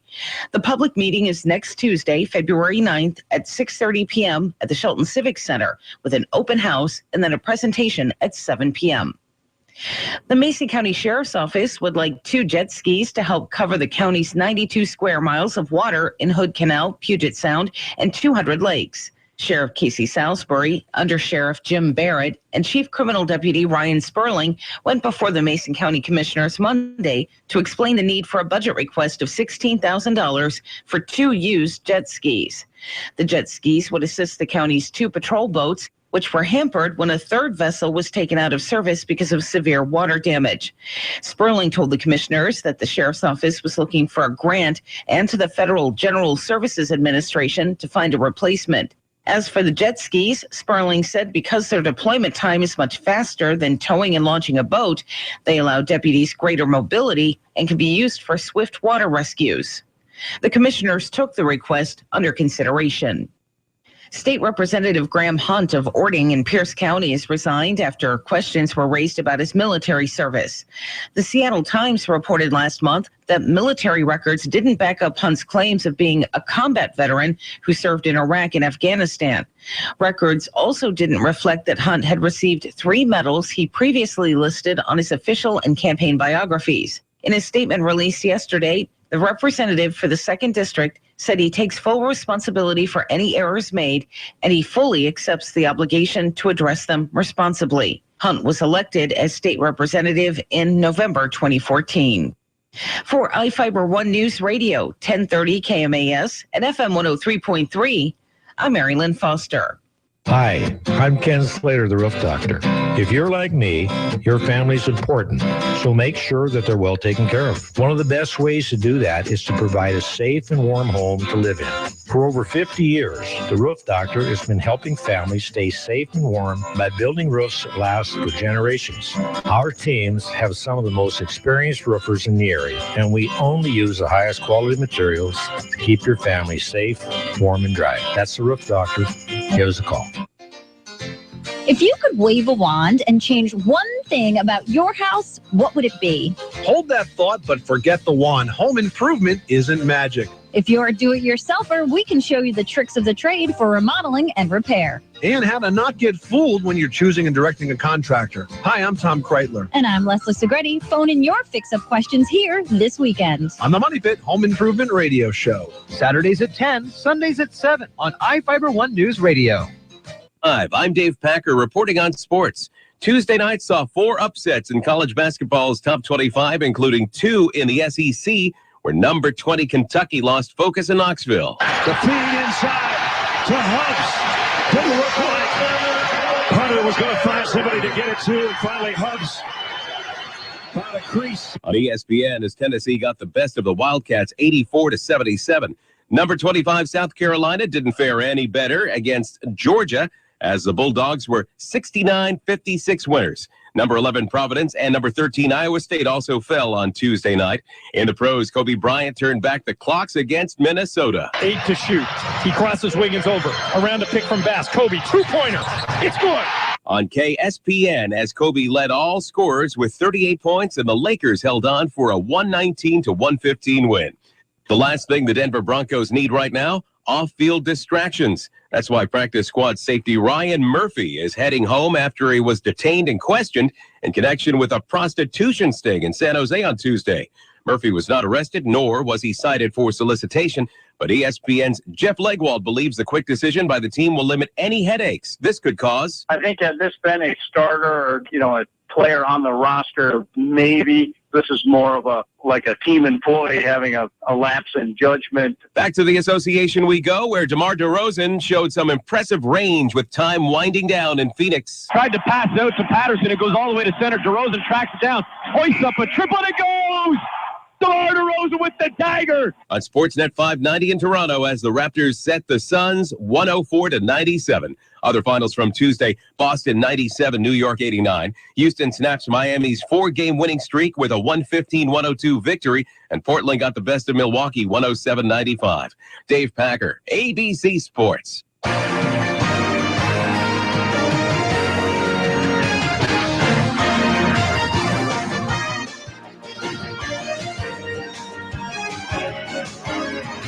Well, good morning to you. It is a Wednesday here at iFIBER One News Radio, Daybreak with Jeff and Carol this morning. Good morning, Carol. Good morning. So we're going to check sports here with some great news from High Climberville. First, though, what is going on in the weather forecast? Oh, it's about 39 and overcast. Freshman Timber Ware had a game high 22 as Shelton took down North Thurston in a nail-biter 54-53. Rams had a chance to take the lead with a second remaining. 2 missed free throw attempts sealed the deal for the High Climbers. Paige Johnson, a junior, had the go-ahead bucket for Shelton with 11 seconds remaining. Johnson finished with 11 points. The win keeps the High Climbers alive for a postseason berth as they get set to face Foss at home tomorrow, which we'll have on iFiber1newsradio.com. Shelton head coach Aaron Leth was proud of the way his girls competed and cannot believe that wild finish that he saw at the Mini Dome. I guess maybe that the high climber gods were on our side that night and, put a lid on that basket down there, but we'll take any win we can. We got one more on Thursday, and we're pretty sure we can come in here for senior night, raise the roof, get these fans excited, get a win, and we're on the district. First time in about 12 years. First time in about 12 years, says Coach Leth. That is great news, and good luck to all the Lady High Climbers. Again, Thursday night, we'll have that game for you on iFiber1newsradio.com right around 7 o'clock. Other high school boys basketball notes for you. Shelton traveled to Lacey to take on North Thurston, ended up dropping that one 70-60. Foss over Capital and River Ridge over Clover Park in boys basketball. High school girls basketball, River Ridge, Black Hills, Olympia, and Timberline all victorious yesterday. Tomorrow night on the radio, we have Gonzaga basketball for you, and tomorrow night on iFiber1newsradio.com, Shelton girls basketball. We have some further information to pass along about the West Central District 3 and their league alignments for the calendar years 2016 through 2020. The West Central District 3 3A schools met and agreed to the following 2 league alignments. The Pierce County League is what they're calling the northern part of the league. Bethel, Bonnie Lake, Lakes, Lincoln, Mount Tahoma, Spanaway Lake Stadium, and Wilson. And South, Capital, Central Kitsap, Gig Harbor, North Thurston, Peninsula, Shelton, Timberline, and Yelm. Sean Wells will be on the radio with us tomorrow morning at 8:33 to talk a little bit more about this and what we can see for the girls basketball game tomorrow night and other events that he will be taking part of over the weekend. 7:39 right now, and as we move to the weather forecast, here's Carol. Good morning. It's 39. It's overcast for your morning drive. Or if you're out walking your dog, which I'll have to ask Mikey if he has been walking. I have been a little bit. Off and on. 50-50. 50-50. All right. Well, sunrise was at 7:35 already. We're almost up to 10-hour days. I know. It's crazy. So tomorrow, chance of rain. Friday, mostly rain. Both days, though, have a high near 50. Saturday, mostly cloudy for our big jump. Yeah. Sunday, though. Yeah. Beautiful, sunshiny day right now. High of 55. It's not too bad. I like Now, it. from the iFIBER ONE Newsradio studios, it's Daybreak. Providing local news, sports, weather, and interviews to the South Sound's most important people. You. From business leaders to politicians, from activists for change to advocates for the poor. Your neighbors and newsmakers are here on Daybreak. 7:41 at iFIBER ONE News Radio, and a good morning to you. Jeff Slakey and Carol Gardner on Daybreak, AM 1030 and FM 103.3. We're updating and looking over the website this morning, and there are some news stories of notes. Marilyn Foster just had a big story about the sheriffs proposing jet skis for Marine patrols, and Commissioner Netherland is excited, and he thinks that this makes a lot of sense. A couple of used jet skis will be about $16,000. New jet ski alone is $18,000. Wow, they are expensive. They're fun though. They are very fun. Wow, if they ever need me to go and test anything or You can't even find your way down a do mountain. a report, Are you better on water? I would definitely. Yeah, because it's flat. I can see where I'm going. If you're stuck in the mountain, there's clouds. Who knows what's happening? Sheriff's Office needs 3 boats to ensure Marine patrol coverage. You know, this is quite a unique. We talked with Lynn Longan on Monday from the Mason. She's the director of the Mason County Economic Development Council. We talked about our trip down to Nolens. Yeah. And how we all feel like we're quite unique in the struggles, but there are overarching similarities across the country. And but for us, it is unique to have 92 square miles of water in Hood Canal, 200 lakes and stuff. And it's just so hard to get from one side of the county to the other. These boats and jet skis really could help now that I was informed of how they'll use them. I'm not quite sure where you're going with, where your mind was I on thought that. they were going to just patrol around and you'd get really wet if you were doing that. We'd wear wetsuits. You're listening to Daybreak on iFIBER ONE News Radio. Join Hood Canal Lions Club and iFIBER ONE News Radio for the 7th annual Polar Bear Plunge. All proceeds go to Mason County emergency workers. The fun begins at 11 this Saturday at Alderbrook Resort on beautiful Hood Canal. Here's your chance to help support the emergency workers and volunteers of Mason County. And this year's proceeds will help the Mason County Search and Rescue Dive Unit. Don't miss the 7th annual Hood Canal Lions Polar Bear Plunge. Mason General Hospital's Diagnostic Imaging Department meets the gold standard once again. Its MRI program was recently recognized by the American College of Radiology for excellence in quality and safety. The Panorama High Field Open MRI scanner is state-of-the-art technology and wide open comfort with a near 360-degree opening and a capacity to hold up to 550 pounds.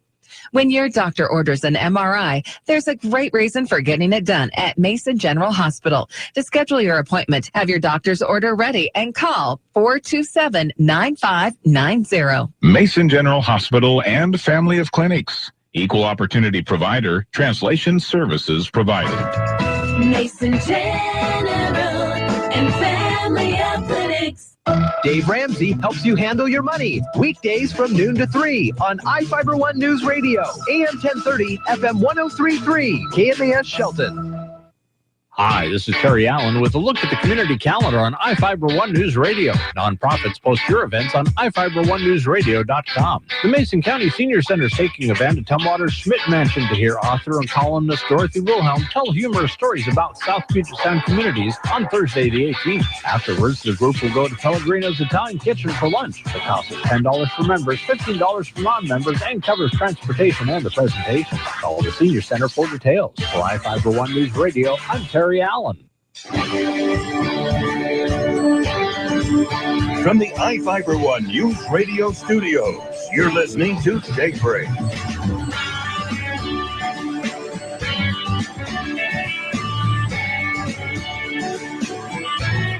Good morning. It's 7:45 on a Wednesday. It's the 3rd of February. We got the Polar Bear Plunge coming up this weekend. The Super Bowl on Sunday. Our coverage begins at 11. And kickoff scheduled 3:30-ish, I believe. Broncos and the Panthers. I found tomorrow, if we have time today, I found a link of how to clean stains on your clothes, because you start eating wings or whatever, and you get so excited, and you start jumping around, and you either hit somebody that you're at a party with, and then they get the wing sauce on them, or you get it on yourself. What do? You don't just throw the shirt away, unless it's a Carolina Panther jersey. Why would you be wearing that anyway? Because you're the fan. I'm talking about you. You're the big super fan of the Panthers this How year. did you get big super fan from I'm leaning towards the Panthers? I don't know. Regardless, there are tips on how to keep your clothes clean, and it's very important. And I also found another website that had a bunch of storylines for the non-football fan. Oh, yeah. So stuff you can, if you're not watching the game, and if you're huddled in the kitchen, like everybody always huddles in the kitchen at these kind of events, instead of going, great pass, you could say, whoa, what about this? Or what about that? As an alternative storyline to help foster a little conversation. Carol's got a great topic forthcoming, but I saw this on the internets, and I thought it was a pretty cool thing. And before I forget, I wanted to pass it along. You know how if you're driving in your car and you start hearing a you want to take it into the shop, and then you take it in, you tell the person, hey, my car's making this, and then they get in the car, they don't hear it. Right. Well, that happens all the time, and you don't really know how to fix that. So this is a different topic, but the same kind of principle applies. Make a video. This was off Reddit this morning. Make a video of your sick pet during one of their episodes and show it to the vet.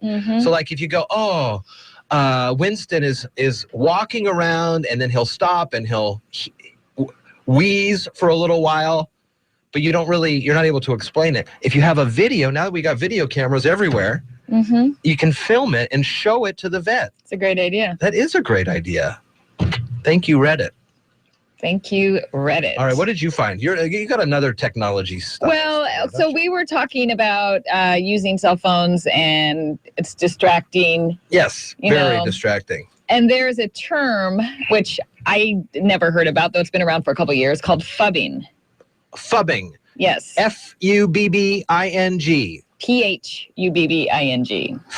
PH. Okay. So phubbing. So I'm familiar with a term called freaking with a PH. It was back in like the 90s with phones or something like that. I remember all my counterculture friends would talk about that kind of stuff. Does it have to do with PH phones then? It has to do with phones, and it's a term coined as part of a campaign by a dictionary, whatever, to describe the habit of snubbing someone with your mobile phone. So you and I are talking, yet you're not really paying attention because you are texting on your phone, but you're looking at me mostly texting. Okay, I get what you're saying now. So the phone's in my pocket, or I'm vibrating, and I come out and look at it while we're trying to have our conversation. We're having a conversation, and somebody gets their phone out and starts I mean, my mom has called me on this quite some time. So now you're able to text without looking at the keyboard? Is that the point of this? Well, that's not the point of it. The point is that you actually are distracted and you are using your phone versus being present in a conversation. And I'm reading this book called Bringing Back the Art of Conversation or whatever, but this gal, she's a professor, but she also a consultant for schools and communication, I guess. So what happens is, and she teaches younger children, and because they are just born in this tech age, they can text while looking at you. So if you're doing two things at once, obviously you're not paying attention to one of them. And which one are you paying attention to? You're texting. Yeah, probably the phone, because you have to get your fingers to do stuff. And then especially if there's on keyboards, at least you have you kind of have an idea of where your keys are. But you're still not paying attention. So if somebody's talking to you and you're typing, it is really annoying because you are typing and you're not paying attention to what they're saying. It's not validating, that you're actually in the conversation. So so kids are not able to have face-to-face conversations without a distraction? Is that what you're saying? No, that's not. I'm not saying that, but I'm saying that it's leading to kids paying more attention to their phones and not actually talking with another human, another person. Wow. So this also leads more to the kids are not able to have a regular conversation and not able to get correct facial signals from somebody, body language. So if I have a frumpled forehead, most people would go, I'm inquisitive, but other kids will look at that and they'll wonder what's going on. Or they won't even... They don't pick up on the cues? They won't pick up on the cues. Oh, man. Well, I loved nonverbal communication in college. It was probably one of my favorite points of study, nonverbal. And so that includes physical proximity, location, touch, all that wincing things, and tone of voice I would throw into nonverbal as well. But if you're not paying attention, you can't pick up on any of those cues. And nonverbal is like over half of how communication works. Exactly. So what they're also finding out, unfortunately, is the kids are making acquaintances, but they're not really making friends, not like they used to. And this one school decided it was pretty much seemed to be an issue, so they brought in this consultant. And I'm just starting reading about this. Interesting. Yeah, so... I mean, I can see that. I can see how my conversations have moved away from face-to-face interactions. All done over text or email. Yeah. Well, something to think about. It is something to think about. You're listening to Daybreak on iFIBER ONE News Radio.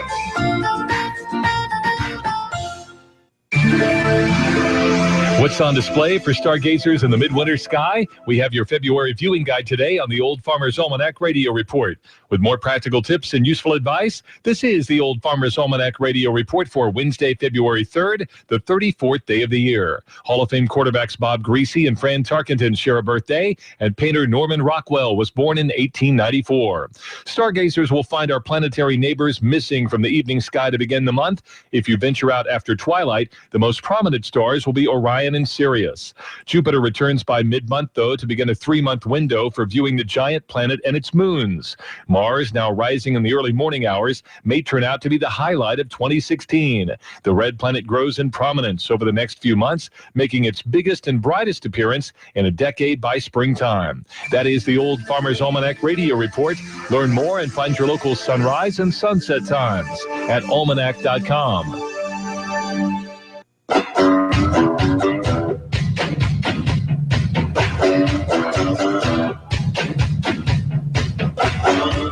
You're listening to Daybreak on iFIBER ONE News Radio, KMAS.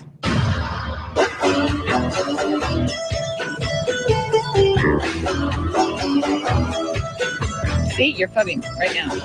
Not paying attention. I'm reading this paragraph, so I know what I'm going to say here. 1 billion, here we come. That was the triumphant message sent by that Martin Scarelli guy Remember him? He jacked up the price of those HIV drugs 5,000% last year. He's still looking for friends via Twitter. He spent nights like live streaming himself playing the guitar or something like that. It was really weird. And you watched it. I did not. I think it'll be huge. We raised the price from $1,700 per bottle to $75,000 per bottle. So 5,000 paying bottles at the new price would be $100,000, $375 million, almost all of it profit. That was what he wrote in an email. The feds are now looking at, trying to figure out if he was doing all that price gouging and not looking good for Martin Shkreli. Wow, that is an interesting story. What would you make you do that? Obviously, he didn't read the cues on the faces of his employees when he said that. Like shock. Yeah, on his employees, I'm sure they were loving it because that's all. I don't know. If somebody told you that, wouldn't you sort of be in shock at first? Like, why are we doing this? Yeah. Well, no, because my makeup probably wouldn't put me in a firm that dealt with this pharmaceuticals, this style of business. Well, maybe you didn't realize it when you got in there because you missed the cues when you were getting your job. The other, so that is in the news this morning. Also from ABC News, looks like Rand Paul has put the wraps on his campaign, suspended that one.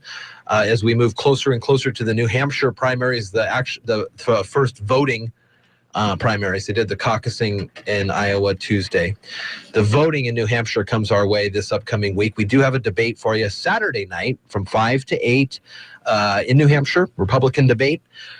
Now, I had heard rumblings that MSNBC and the New Hampshire paper of record there were putting on like a de facto secret debate, but unfortunately, they don't have any hard information yet. So I don't know if it's going to happen. I don't know if it's not going to happen. And because of that, I can't plan to schedule it on the radio. It's really unfortunate. I don't know why they are not making this more accessible to everybody. I was watching the caucuses on MSNBC, and they had a reporter guy go into a huddle. Now, I remember doing this in 2000 or whatever for Barry, going to the caucuses here in Washington. And what talk about democracy in action.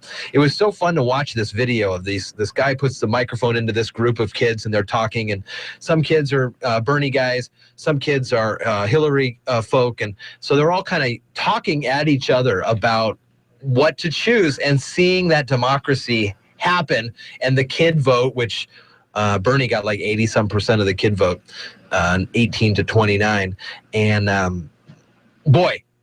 So then the reporter walks away, and then somebody gets in his ear, the producer in his ear says, "Go back, this is good TV." So he goes back and puts the camera in there, and this lady who I think was a young woman who was a vet, I think also was going to school, she was getting in there and getting fierce about the VA, and she's like dropping F-bombs, and I mean, it's live TV, but that's what democracy is. That's true. And so if you get upset with seeing these kids so passionate about the process, one, you probably wouldn't have been watching the returns on a Tuesday night, but it's exciting, and I'm really excited. I love elections and politics and stuff like that. It's very fun, very fun. 7:58 now at iFIBER One News Radio. So Rand Paul's out. The other big story is that the Zika virus has now been sexually transmitted from a person to another person. Where was this at? This is in Texas. The Centers for Disease Control and Prevention said Tuesday the first known case of the virus being locally acquired in the continental U.S. In the current outbreak. So involved a patient who had sex with someone else who had recently returned from Venezuela who was infected with the mosquito-borne virus. Now, this even adds another layer of my worriness for the upcoming Olympics. Right. Regardless if you're pregnant or not, and it can affect your unborn kid, but now if it can stick around for what they think maybe 10 days, is that what I heard? I thought that I heard it was 10 or 12 days. I didn't know. I mean, before they didn't even tell us that it could be transmitted. You could only get it from being bit by a mosquito. So to me, I think they just really don't know as much as they would like to know, as much as we would like to know, because it's so new. They didn't really study it that much because it didn't really seem like a big deal. Yeah. There's probably tons of stuff out like that. So like all of a sudden, how did this, start becoming such a huge issue. 3 to 4 million people across the Americas infected with the virus in the next year. That's what the World Health Organization thinks. And if it is able to transmit quickly by mosquito and then through other contact, that is very scary. Because people from all over the world are coming to Brazil in Rio for the Olympics. And this is one of the hotbeds. Exactly. So even if you're there and you don't get bit, what's to say a partner didn't get bit or a partner's partner didn't get bit?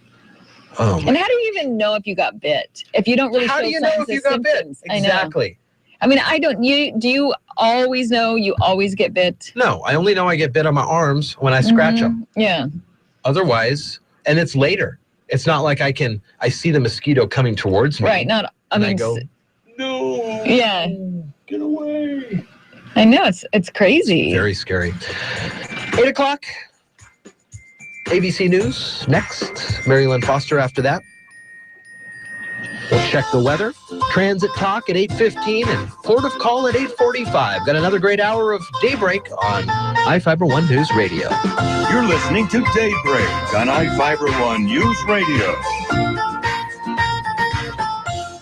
Alex Jones and InfoWars on from 6 to 9 weekdays on iFIBER ONE News Radio, AM 1030 and FM 103.3 KMAS Shelton. And Chase.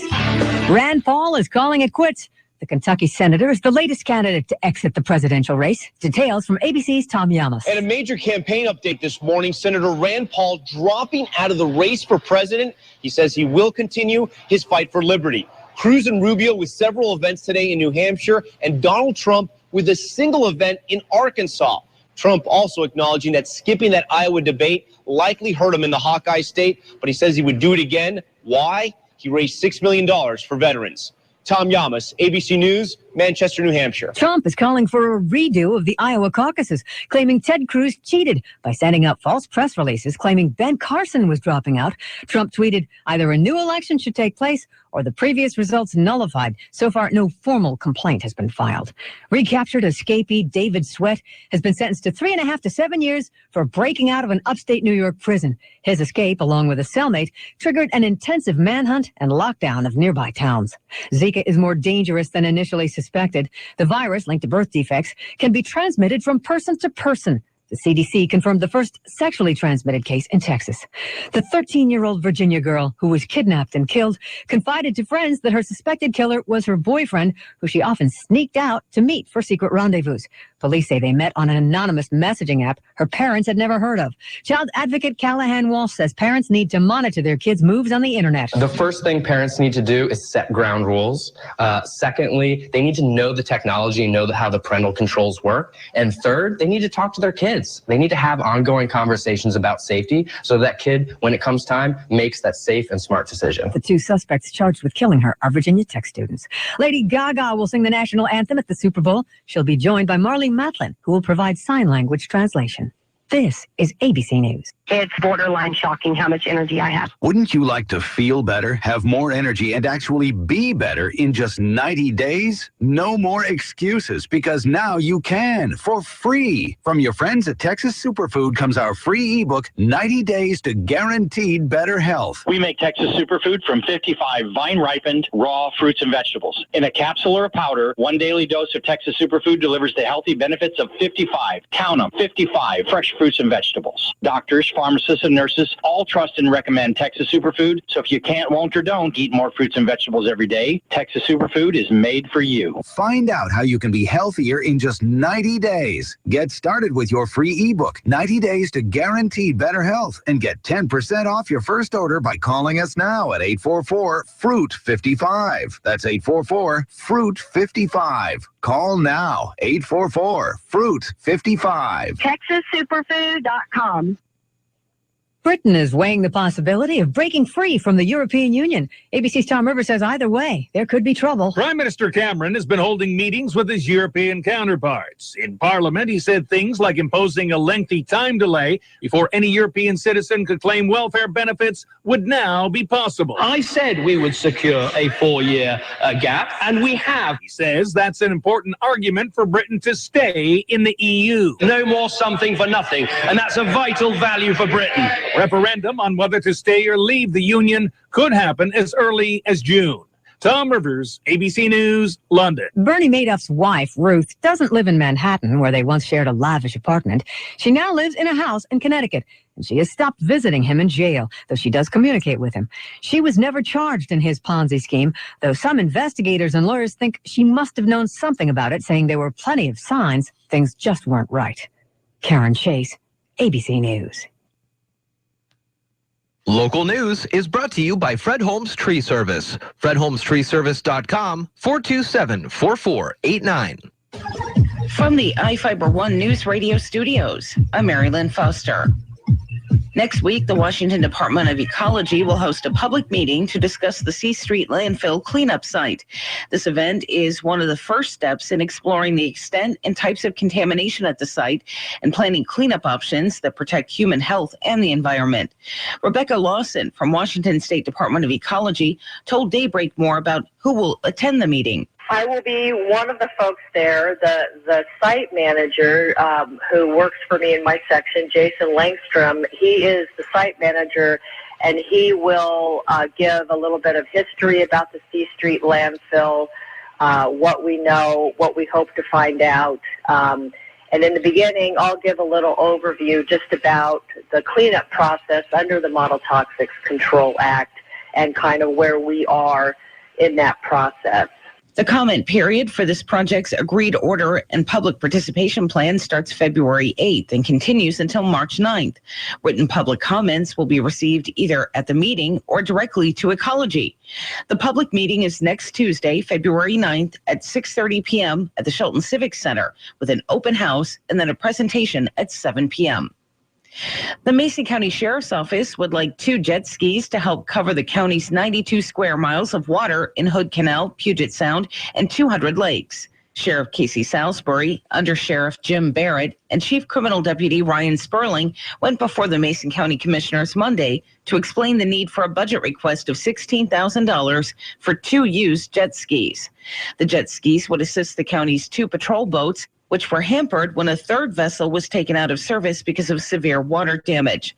Sperling told the commissioners that the sheriff's office was looking for a grant and to the Federal General Services Administration to find a replacement. As for the jet skis, Sperling said because their deployment time is much faster than towing and launching a boat, they allow deputies greater mobility and can be used for swift water rescues. The commissioners took the request under consideration. State Representative Graham Hunt of Ording in Pierce County has resigned after questions were raised about his military service. The Seattle Times reported last month that military records didn't back up Hunt's claims of being a combat veteran who served in Iraq and Afghanistan. Records also didn't reflect that Hunt had received 3 medals he previously listed on his official and campaign biographies. In his statement released yesterday, the representative for the 2nd District said he takes full responsibility for any errors made, and he fully accepts the obligation to address them responsibly. Hunt was elected as state representative in November 2014. For iFIBER ONE News Radio, 1030 KMAS and FM 103.3, I'm Mary Lynn Foster. The craziness is returning to the kennel. Wiltshire behind his back with a dribble, and he scores. He's got Tarnowski to his left, pulls up, shoots, scores, and a foul. Zags basketball from IMG. Corners, Nelson driving, baseline, and a 2-handed throw down dunk. Oh my goodness, Silas Nelson. From tip-off to the final buzzer. And throws it down with 2 hands. Follow the action all season long on your home for Bulldogs basketball, the Gonzaga IMG Sports Network. Just imagine yourself in the driver's seat. New car smell, shiny dashboard, clean seats, features to make driving even more comfortable and enjoyable. Relax, take a big deep breath, and make it yours. This is Doug Sample from Whitney's. We'll help you get that new vehicle. Upgrade, Trade for a commuter car or change in size to fit your family. We'll help you find the right vehicle at the right price. A $150 negotiable document fee may be added to the price of all vehicles. Just down the road to Whitney's.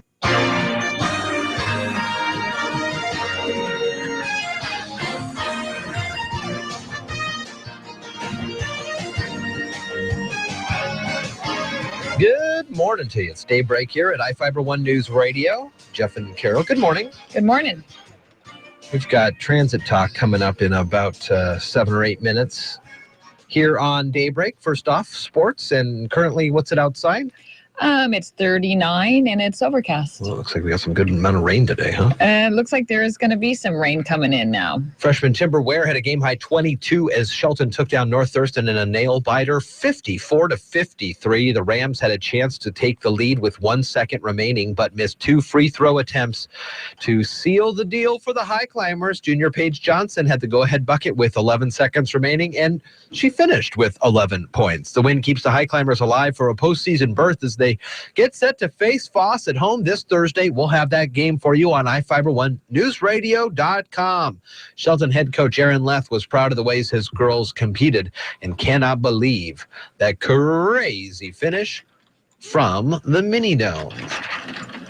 You know, I guess maybe that the high climber gods were on our side that night and, you know, put a lid on that basket down there, but we'll take any win we can. We got one more on Thursday, and we're pretty sure we can come in here for senior night, raise the roof, get these fans excited, get a win, and we're on the district's first time in about 12 years. Very exciting, and good luck to the High Climber girls tomorrow night at the Mini Dome. Some other scores for you from the sporting world. In boys basketball, the Shelton boys traveled to Lacey to take on North Thurston, and Thurston won that one 70-60. Foss and River Ridge also victorious in boys basketball. Girls basketball, River Ridge, Black Hills, Olympia, and Timberline all win. Tomorrow night on the radio, Gonzaga basketball. And as I mentioned, tomorrow night on iFIBER ONE Newsradio.com, Shelton girls basketball against Foss.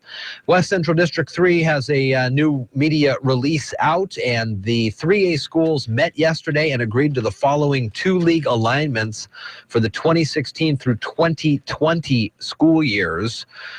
This was in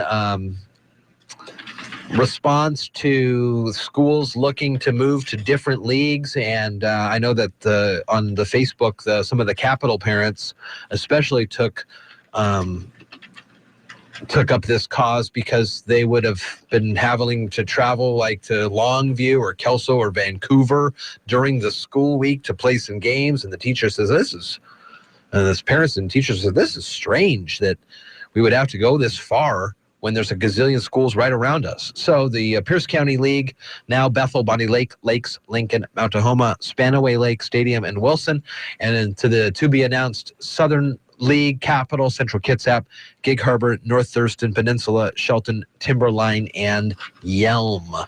We'll have Sean Wells in tomorrow at 8:30 to talk about these changes and what it means for the High Climbers and the West Central District 3. It's 8:11 now. And Carol's got to check on the forecast. Good morning. It's 39. Rain today and through the rest of the week. Highs near 50. Saturday, partly sunny for the Polar Bear Plunge. The 7th annual Mason County Emergency Services jump into Hood Canal at the Alderbrook Resort. Sunday looks like all sun with a high of 55, and right now, 39.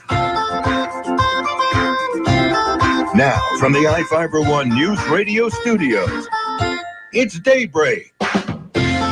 Providing local news, sports, weather, and interviews to the South Sound's most important people.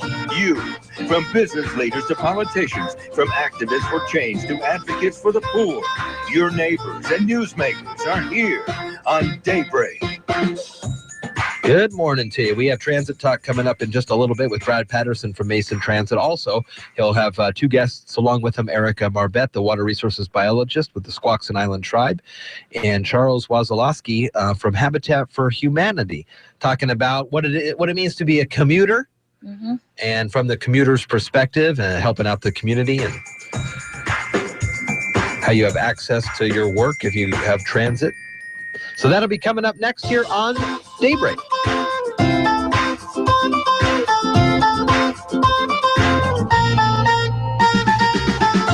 listening to Daybreak on iFIBER ONE News Radio. iFIBER Communications, the fastest internet provider in Washington State, has just opened their doors here in Mason County and got the first local customers signed up. James, tell me about your experience. From the first time I learned of iFIBER to the day I got hooked up, even now, I felt that my fiber connection and the service given to me have been the #1 most important job to every member of the iFIBER team. And not just because I was first in line with my nose pressed up to the glass waiting for a company to take my money. What differences have you noticed? I get what I pay for. With non-fiber solutions, you're paying up to the top and never get a constant number anywhere near that top. With fiber, you certainly do. With iFIBER, you get it at a competitive and affordable price. Why should others sign up for iFIBER Internet? Well, iFIBER has made a commitment to Mason County. They're working hard to bring fast speeds to everyone at an affordable price. And now with phones and television, your bill will be all in one place with no hidden fees or sudden price changes to surprise you month to month like other all-in-one service providers. Get signed up for iFIBER Communications today by calling 360-427-4000 or visit iFIBER.tv for more information. Peninsula Credit Union presents Phil. Phil stands for Peninsula Home Improvement Loan. Designed to help you get things done around the house, Phil can help you a little or a lot. This is not a second mortgage. With a Peninsula Home Improvement Loan, you can get 7.24% APR on a 60-month loan or 7.49% APR for 120 months. From replacing the roof to new flooring and everything home-related in between, take advantage of a Peninsula Home Improvement Loan and Phil will help you get the job done. Call Peninsula Credit Union today. 800-426-1601. That's 800-426-1601. Or apply online at pcfcu.org. OAC. See representatives for details. Limited time offer. Additional terms and conditions may apply. Annual percentage rate is effective as of June 11, 2014. Loan amounts from $500 to $15,000. Terms available from 60 months up to 120 months. For payment examples, call 800-426-1601.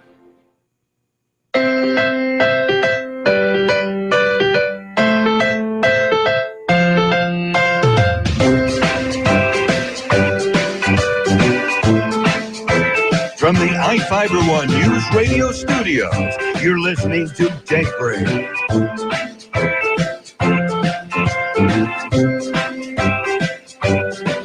Good morning to you. It's 8:15 at iFIBER ONE News Radio, and it's Daybreak with Jeff and Carol. And Transit Talk is on the air now from Mason Transit. Brad Patterson, good morning, sir. Good morning. Good morning. Good morning. We are talking transit today, and you've brought in two special guests to talk a little bit more about Mason Transit. Yeah, we have with us this morning Erica Marbette and her son, James.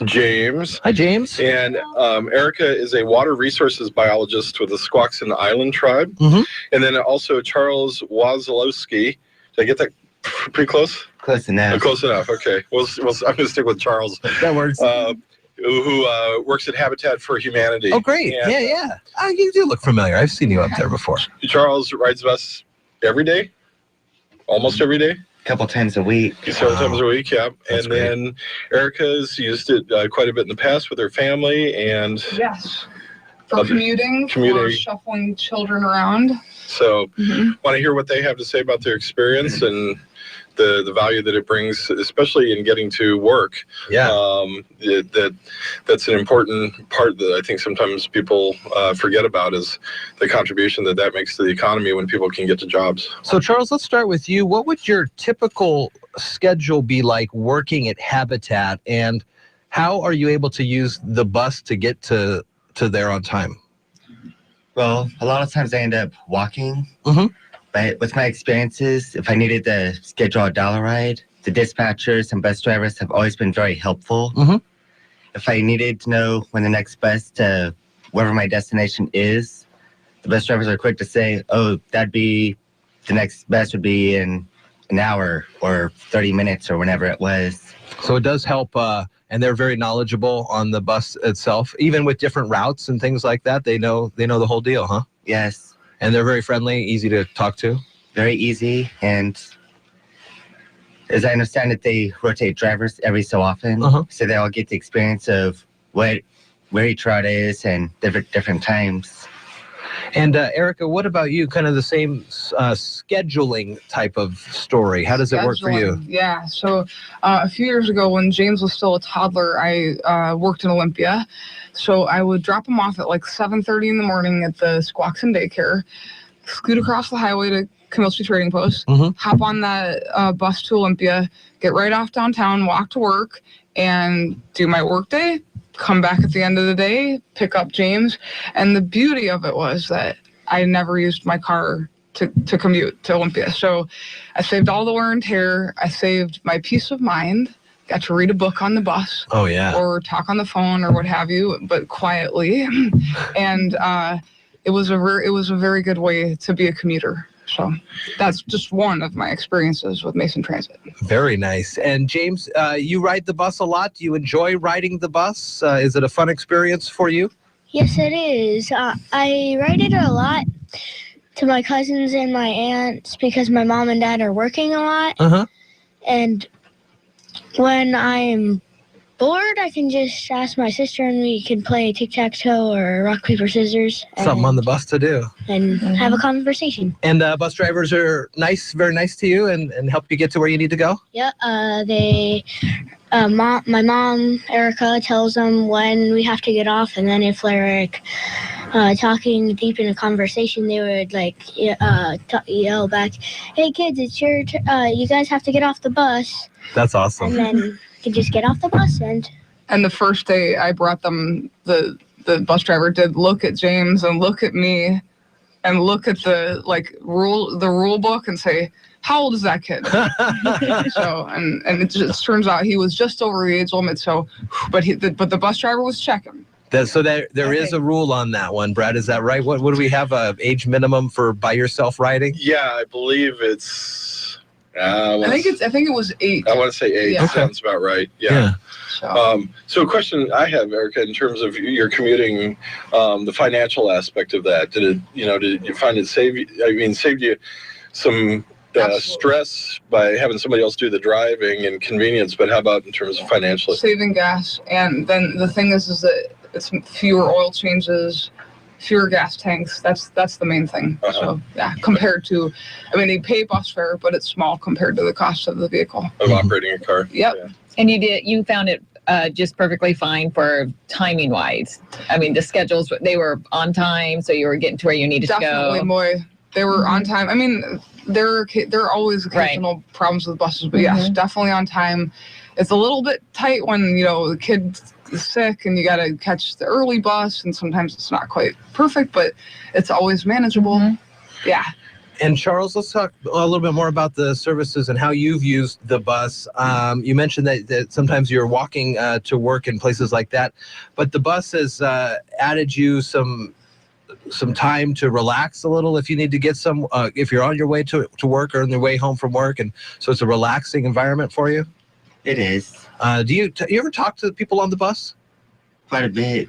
Oh, really? Yeah, gotten to know. A lot of times on Mondays, I'll take the dollar ride from Shorecrest down to the transit center. I've gotten to know quite a few of the other passengers. And what do they think of the bus experience? They enjoy it? They seem to really enjoy it quite a bit. What do you guys think about the Transit Community Center? It's beautiful. Yeah. It is beautiful. It's a nice addition to our town. Have you found that it services all the needs? If you have questions like where the buses are, stuff like that, you can go right over there to the service desk and talk with them? I haven't been to the service desk there yet, but just the brightness of the facility is great. Yeah. It's very nice. It's a nice hub as people come in and out if they're using buses to then transfer to different systems or coming into Mason Transit and then moving either up north to Bremerton or to Olympia.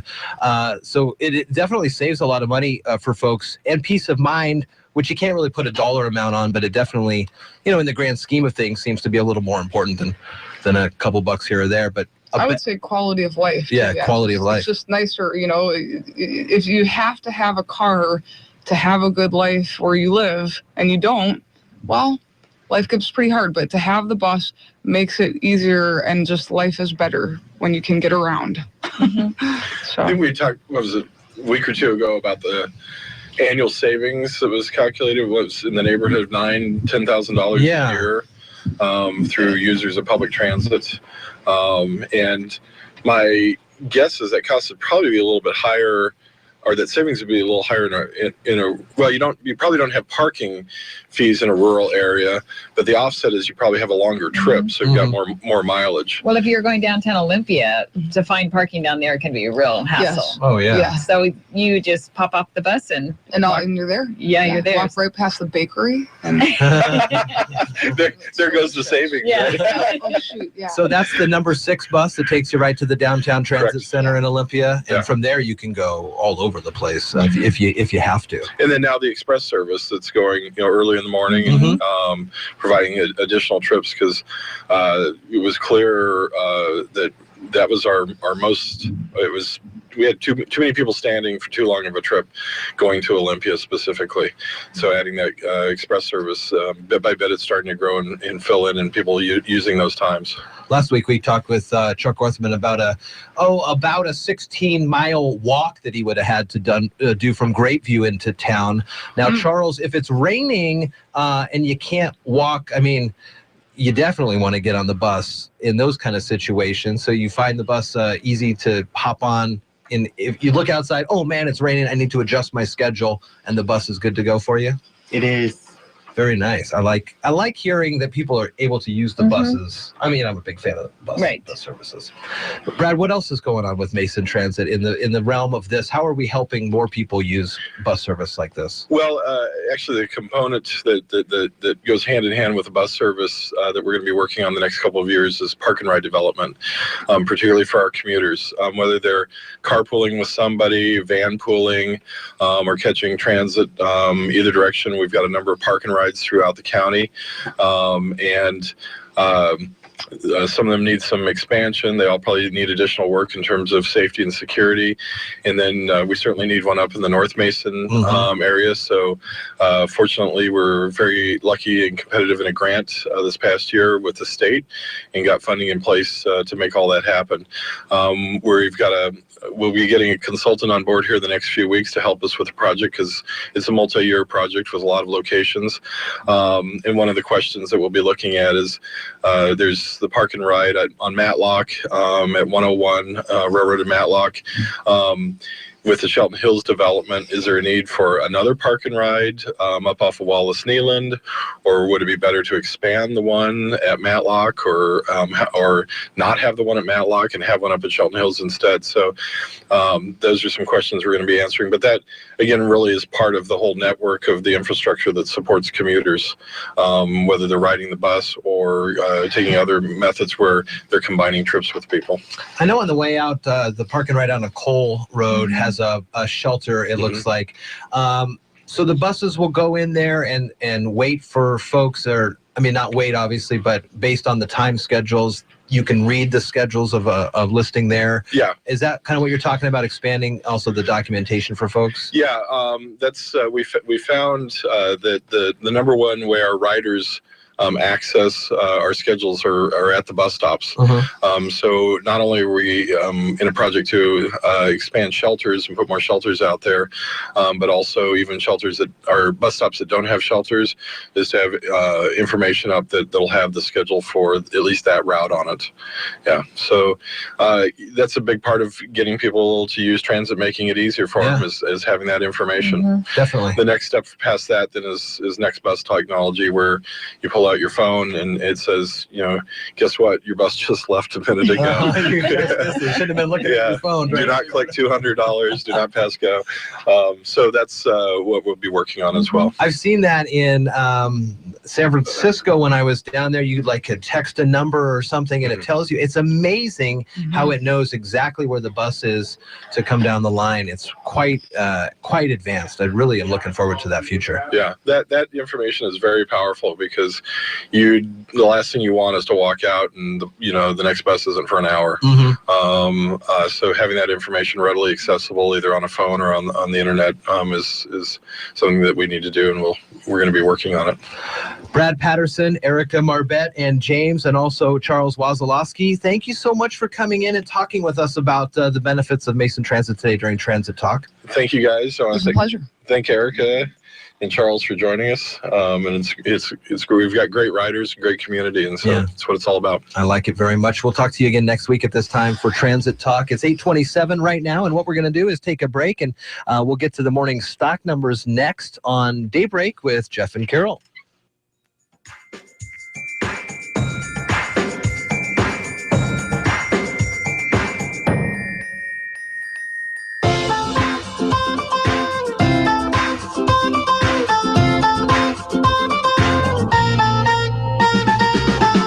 Listening to Daybreak on iFIBER ONE Newsradio.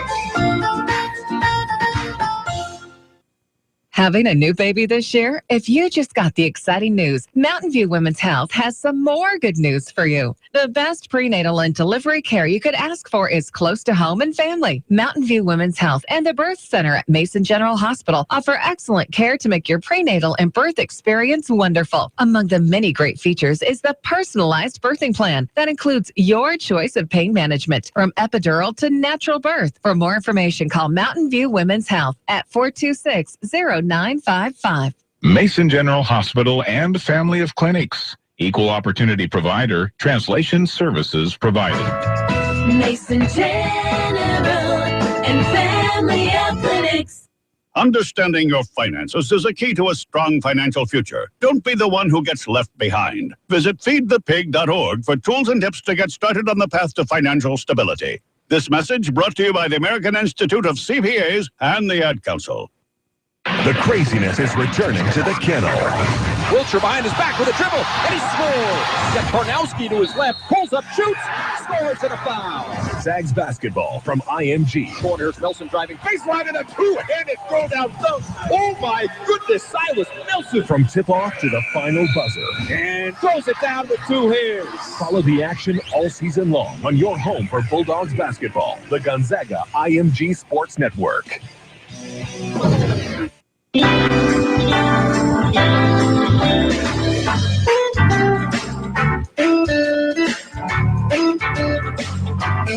Good morning to you. It's 8:30 here at iFIBER ONE News Radio and Daybreak. Time for us to check in on the morning stock numbers. Hello. Hello. Karen Shade from Edward Jones. Happy Wednesday. Happy Wednesday indeed. God, it's Wednesday.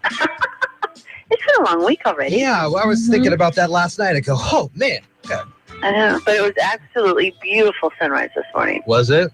Oh, yes. You're getting to those longer days for sure. Yeah, it is. I can tell. I like it. It's amazing how quick it happens, and we're kind of keyed in before you even really realize it. Yeah, exactly. All right, what's going on with Wall Street, Karen? Well, U.S. stocks gave up early gains and now trading lower as investors face the prospect of a third straight day of losses. In economic news, service industries expanded in January at a slower than anticipated rate, raising concerns that weaknesses in manufacturing may be expanding into the rest of the U.S. economy. In other economic news, payroll processor ADP showed that private employers added 205,000 jobs in January. Investors now look forward to the more comprehensive employment report by the U.S. government on Friday. U.S. bond prices are gaining. So far this morning, the S&P 500, the best performing sector is utilities, while the worst performing sector is financials. The Dow Jones Industrial Average is down 120 points at 16,033. The Standard & Poor's 500 Index is down 17 points at 1,885. And the NASDAQ Composite Index is down 78 points at 4,438. This morning, volume on the New York Stock Exchange is high, with about 312 million shares being traded, and decliners are outnumbering advancers by a roughly 5-2 margin. In the commodity markets, the spot price of gold is up $10.71 to $1,139.78. The spot price of silver is up 37 cents to $14.67, and crude oil prices are up $1.58 to $31.46. In the bond markets, the 30-year Treasury yield is currently 2.65%, and the 10-year Treasury yield is 1.83%. Stocks of local interest, Amazon is down $17.60, Costco is down $1, Boeing is up $2.27, Starbucks is down $1.36, and Microsoft is down 74 cents. This is Karen Shade of Edward Jones, member SIPC, serving individual investors with personalized attention and long-term financial advice. I'm located at 105 51 Southeast State Route 3 in Shelton. And if you'd like additional information, you can contact me at 426-4590. And daily commentary is also located on our website at edwardjones.com. All right, Karen, thank you much. It is 8:32 now here at iFIBER One. The latest in local news is coming up, and it's brought to you right now by Shelton Health and Rehabilitation Center. From the iFIBER One News Radio studios, I'm Mary Lynn Foster. Next week, the Washington Department of Ecology will host a public meeting to discuss the C Street landfill cleanup site. This event is one of the first steps in exploring the extent and types of contamination at the site and planning cleanup options that protect human health and the environment. Rebecca Lawson from Washington State Department of Ecology told Daybreak more about who will attend the meeting. I will be one of the folks there. The site manager who works for me in my section, Jason Langstrom, he is the site manager, and he will give a little bit of history about the C Street landfill, what we know, what we hope to find out. And in the beginning, I'll give a little overview just about the cleanup process under the Model Toxics Control Act and kind of where we are in that process. The comment period for this project's agreed order and public participation plan starts February 8th and continues until March 9th. Written public comments will be received either at the meeting or directly to Ecology. The public meeting is next Tuesday, February 9th at 6:30 p.m. at the Shelton Civic Center with an open house and then a presentation at 7 p.m. The Mason County Sheriff's Office would like 2 jet skis to help cover the county's 92 square miles of water in Hood Canal, Puget Sound, and 200 lakes. Sheriff Casey Salisbury, Under Sheriff Jim Barrett, and Chief Criminal Deputy Ryan Sperling went before the Mason County Commissioners Monday to explain the need for a budget request of $16,000 for 2 used jet skis. The jet skis would assist the county's 2 patrol boats, which were hampered when a 3rd vessel was taken out of service because of severe water damage. Sperling told the commissioners that the sheriff's office was looking for a grant and to the Federal General Services Administration to find a replacement. As for the jet skis, Sperling said because their deployment time is much faster than towing and launching a boat, they allow deputies greater mobility and can be used for swift water rescues. The commissioners took the request under consideration. State Representative Graham Hunt of Ording in Pierce County has resigned after questions were raised about his military service. The Seattle Times reported last month that military records didn't back up Hunt's claims of being a combat veteran who served in Iraq and Afghanistan. Records also didn't reflect that Hunt had received 3 medals he previously listed on his official and campaign biographies. In a statement released yesterday, the representative for the 2nd District said he takes full responsibility for any errors made, and he fully accepts the obligation to address them responsibly. Hunt was elected as state representative in November 2014. For iFIBER One News Radio, 1030 KMAS and FM 103.3, I'm Mary Lynn Foster. Arch Mechanical. Our name begins with affordable. Affordable refrigeration, cooling, and heating. Whether residential, commercial, or food service equipment, your satisfaction is of utmost importance. And with over 30 years of experience, Arch Mechanical Service is backed by a 30-day labor guarantee. Serving South and West Puget Sound, there is no need to pay for one of those big city technicians. Call 360-229-2139. Arch Mechanical. Our name begins with affordable. The Dave Ramsey Show, where common sense meets dollars and cents. Patrick in Texas says, my wife thinks we should have an emergency credit card. How can I explain to her that this is a terrible idea? Well, the last time on earth that you need to go into debt at 18% interest would be at a time when your family has an emergency. What you need is money. If you had $20,000 set aside for an emergency fund, you wouldn't need an emergency credit card, right? The Dave Ramsey Show, weekdays from noon to 3 on iFIBER One News Radio. Hi, I'm Dave Packer reporting on sports. Tuesday night saw 4 upsets in college basketball's top 25, including 2 in the SEC, where number 20 Kentucky lost focus in Knoxville. The feed inside to Hubbs. Didn't look like Hunter was going to find somebody to get it to, and finally Hubbs found a crease. On ESPN, as Tennessee got the best of the Wildcats 84-77. Number 25 South Carolina didn't fare any better against Georgia, as the Bulldogs were 69-56 winners. Number 11, Providence, and number 13, Iowa State also fell on Tuesday night. In the pros, Kobe Bryant turned back the clocks against Minnesota. 8 to shoot. He crosses Wiggins over. Around a pick from Bass. Kobe, two-pointer. It's good. On KSPN, as Kobe led all scorers with 38 points, and the Lakers held on for a 119-115 win. The last thing the Denver Broncos need right now, off-field distractions. That's why practice squad safety Ryan Murphy is heading home after he was detained and questioned in connection with a prostitution sting in San Jose on Tuesday.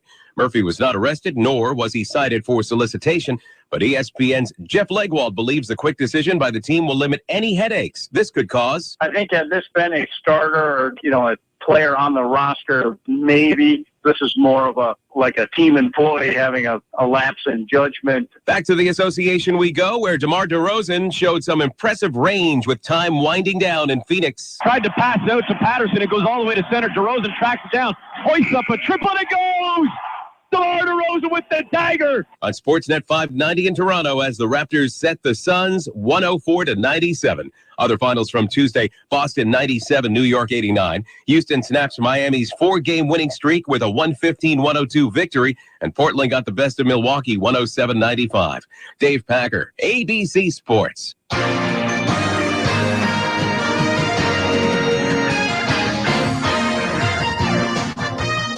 Good morning to you. It's Daybreak at iFIBER One News Radio 839. I'm Jeff Slakey along with Carol Gardner. Good morning. Good morning. We're checking sports and weather on this Wednesday with Port of Call about 8 minutes from right now. What is it outside currently? 40. And it could be raining. I haven't had a chance to peek outside. It looks cloudy at least. Freshman Timber Ware had game high 22 as Shelton took down North Thurston in a nail biter 54-53. Rams had a chance to take the lead with 1 second remaining, but missed 2 free throw attempts, sealing the victory for the High Climbers. Junior Paige Johnson had the go-ahead bucket for Shelton with 11 and finished with 11 points. The win keeps the High Climbers alive for a postseason berth as they get ready to face Foss at home this Thursday, which will have, again, a video cast for you on iFIBER1newsradio.com. Shelton head coach Aaron Leth was proud of the ways his girls competed and cannot believe that wild finish that he saw there at the Mini Dome last night. I guess maybe that the high climber gods were on our side that night and, put a lid on that basket down there, but we'll take any win we can. We got one more on Thursday, and we're pretty sure we can come in here for senior night, raise the roof, get these fans excited, get a win, and we're on the district's first time in about 12 years. Yeah, that is going to be very exciting, and good luck to all the the Lady High Climbers who will be playing tomorrow night. Again, we've got it for you from the Mini Dome at iFIBER1newsradio.com. Additionally, in sports, high school basketball, Shelton headed to North Thurston in boys basketball, and North Thurston ended up winning that match 70-60. Foss and River Ridge also victorious. Girls basketball, River Ridge, Black Hills, Olympia, and Timberline all win tomorrow night. Gonzaga basketball on the radio, and girls basketball versus Foss online at iFIBER1newsradio.com. It's 8:40 now, and taking a look at the South Sounds forecast. Here's Carol. Good morning. It's 39. Rain today and throughout the rest of the week. Highs near 50. Saturday, mostly cloudy for the Polar Bear Plunge taking place at the Alderbrook Resort. It's the 7th annual Mason County Emergency Services event. So it should be some sun, some cloud. Yeah. So we'll be good. And Sunday, you can relax after freezing in the water. It's going to be about 55 degrees out and all sunny. Very nice. Yeah. Right now it's 39. Now, from the iFIBER One News Radio studios, it's Daybreak. Providing local news, sports, weather, and interviews to the South Sound's most important people. You. From business leaders to politicians, from activists for change to advocates for the poor, your neighbors and newsmakers are here on Daybreak. Good morning to you. It's 8:42 here at iFIBER One. 8:45, we'll have Port of Call with Dick Taylor and John Dobson.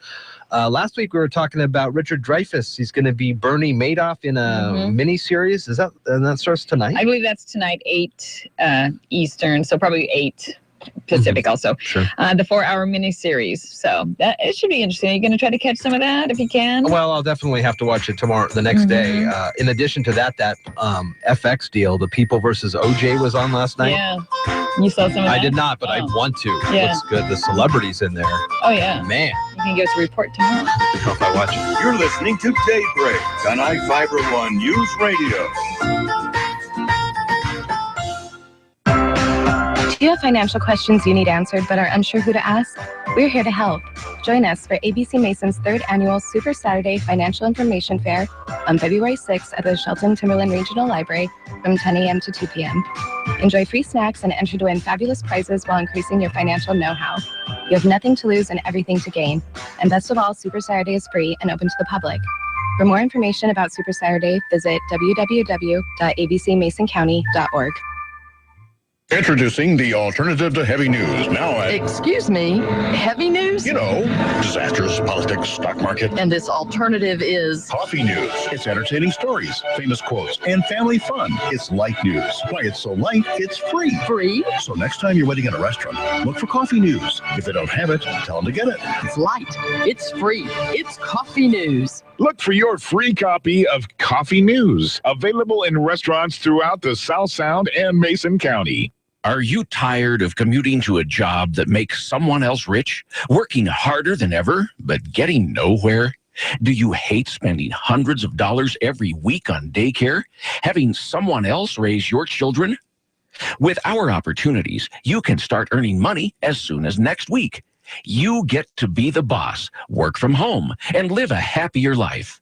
At Be the Boss Network, you'll find hundreds of work-from-home opportunities that you can literally start today and be earning money as soon as next week. Go to freedom31.com and start earning money as soon as next week.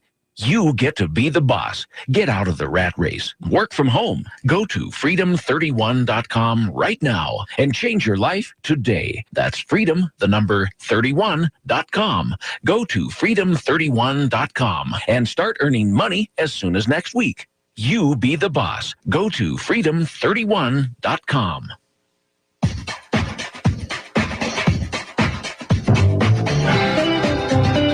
From the iFIBER One News Radio studios, you're listening to Daybreak.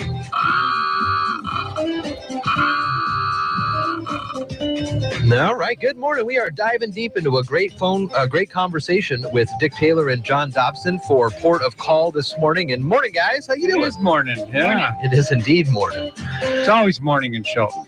It's always a beautiful morning in Shelton. Right. What's going on? Good to see you guys. Well, it's good to be here.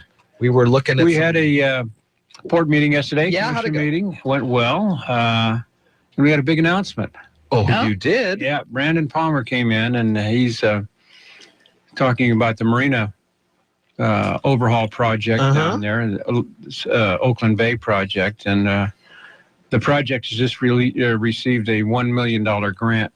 Wow! From the federal government, which brings up the total grant dollars now to $2.65, something like that. Yeah, $2.5 million that we've got so far for that project. It's got to be pretty helpful. So yeah, that's a big chunk of how we're going to move forward.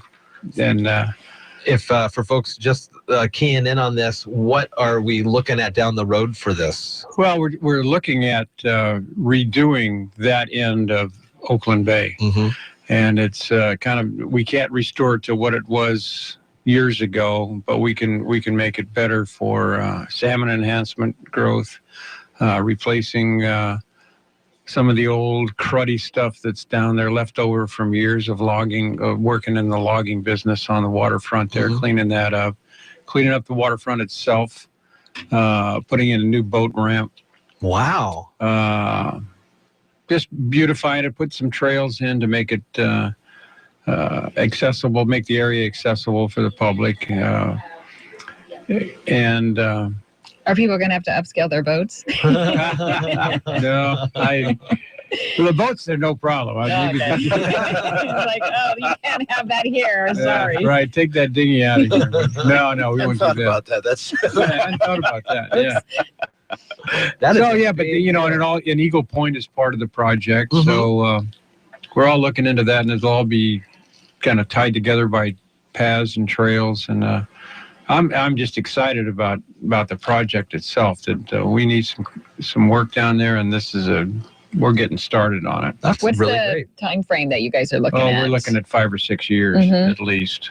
5 or 6 years and upwards of $8 million. Wow. Okay, so you need some more money. Oh yeah, it's coming. But this is the engineering. This is the start of it. This is the redirection of Goldsboro Creek and Shelton Creek, et cetera, and then some of the backfill that will begin, et cetera, to create all new habitat out there in the bay. All of the poles go away, et cetera. It'll change the whole face of downtown Shelton. It really will. I was looking at pictures of Bayshore that has kind of let nature do what it needs to do back for the golf course, and it has really transformed. And in not that long of a time. With things a little grow help, here. They do. They grow great. And we saw the salmon come back for the dam, when they got that down. And with a little help, that's going to be revitalized very quickly, I believe. When you think about that, you think about what we'll do in the bay, and then add Sierra Pacific's new mill site when they start construction on that. So I think we'll have a downtown area that's going to look rather nice. And may focus some more on downtown Shelton itself, and maybe some redevelopment of that as well. Oh yeah. I think there'll be some energy that starts coming behind that once people start to see what it's going to look like. Wow, very nice. Yeah. So we're excited. Yes. Good. Yeah. Yes. Just mentioned Sierra Pacific. How are the efforts to start tearing down some of the stuff up on John's Prairie going? How's that? Well, it's fun to watch, but we just, like I said, none of us have ever torn down a sawmill before, so we're just kind of watching and sitting back and making sure certain pieces of the building stay in place while they torch away the stuff that needs to go away, et cetera, et cetera. So they've sold an awful lot of the equipment, I guess. They've got 60 days to get that out, and so I'm thinking they're on track to be by the end of June. We should have a fairly clean building, if you will. The floors might not look all that great, you know, but at least it'll have power to it. So we're kind of excited about that, just following along. Yeah, that's great. What about Sanderson Field? Anything new happening up there?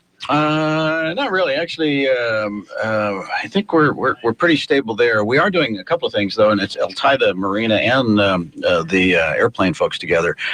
There's quite a bit of similarity if you think about it from a marina standpoint. A boat house, which is a floating garage or hangar over the boat, and it does protect the boat. We also have obviously the hangars that are up at Sanderson, but there's some inspections that we're going to start doing, and to make sure that everybody is dotting the I's and crossing the T's. We've had some issues out there with maybe not the best management practices, and so in fact we're going to meet this morning about 9 o'clock and talk with the marina folk. We've already had some conversations with the hangar folk. Really excited to have Mike Patty help us from Fire District 5 and Brandon Searles from Fire District 11.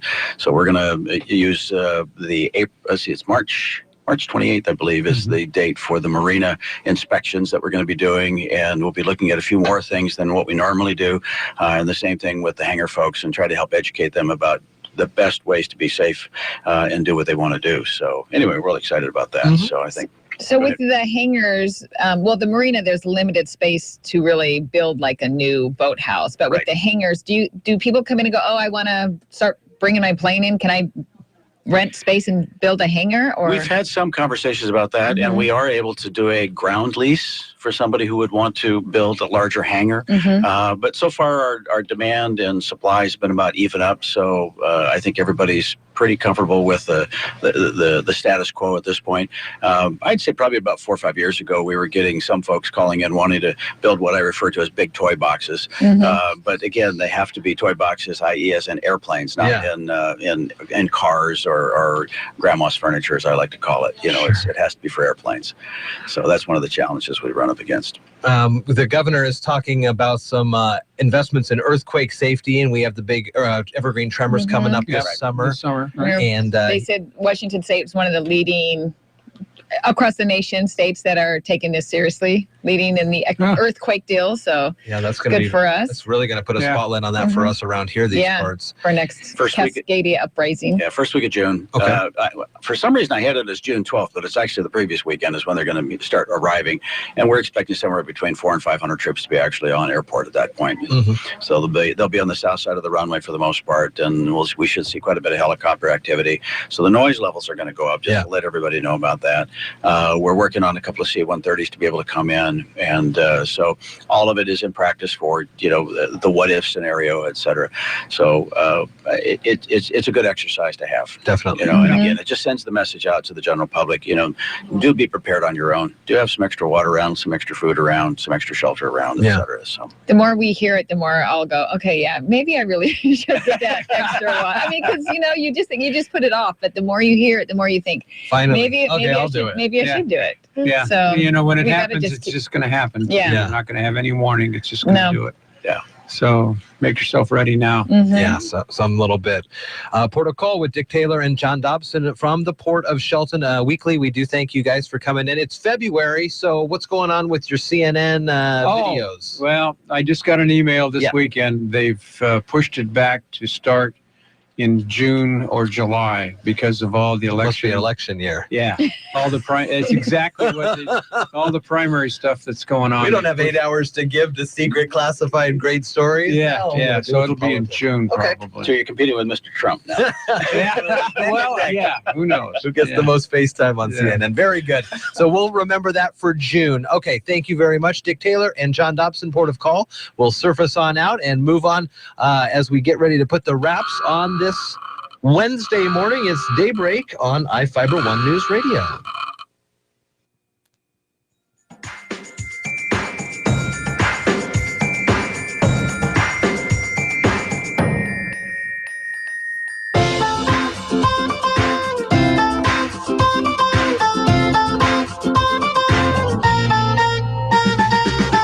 You're listening to Daybreak on iFIBER ONE Newsradio.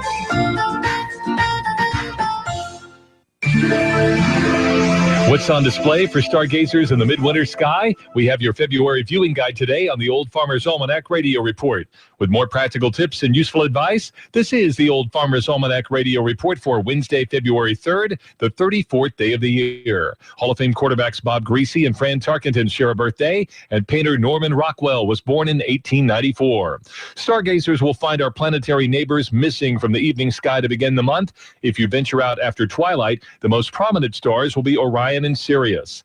Jupiter returns by mid-month, though, to begin a 3-month window for viewing the giant planet and its moons. Mars, now rising in the early morning hours, may turn out to be the highlight of 2016. The red planet grows in prominence over the next few months, making its biggest and brightest appearance in a decade by springtime. That is the Old Farmer's Almanac Radio Report. Learn more and find your local sunrise and sunset times at almanac.com.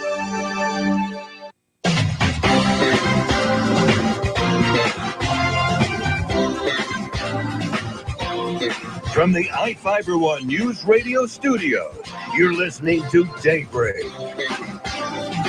8:55 on a Wednesday morning. It's the 3rd of February coming up this weekend. We got the Polar Bear Plunge.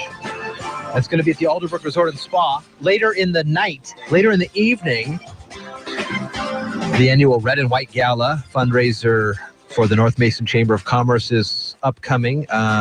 Dale said he's not going to wear a swimsuit to that event. He's going to wear a swimsuit to the Alderbrook, the plunge. To the plunge? Yeah. And then he's going to change and then go to the gala. So does that mean he's jumping with us? I'm peer pressuring the guy. Okay. So that's one of the events, and that's just one of the stories under our entertainment tab with odds and ends there. Included in that, we added this story this morning that Jeff Bursch and George Mick are going to perform at their Love Inc.'s Soup and Song February event. And Love Inc. is a great fundraising organization around these parts that put on a couple big fundraisers. This one of them. The other one is their golf tournament that comes up at the Alderbrook. So Jeff Bursch and George Mick will be performing, and time is running out to order your native plants. Those are just some of the stories on iFIBER ONE News Radio. Entertainment, then odds and ends.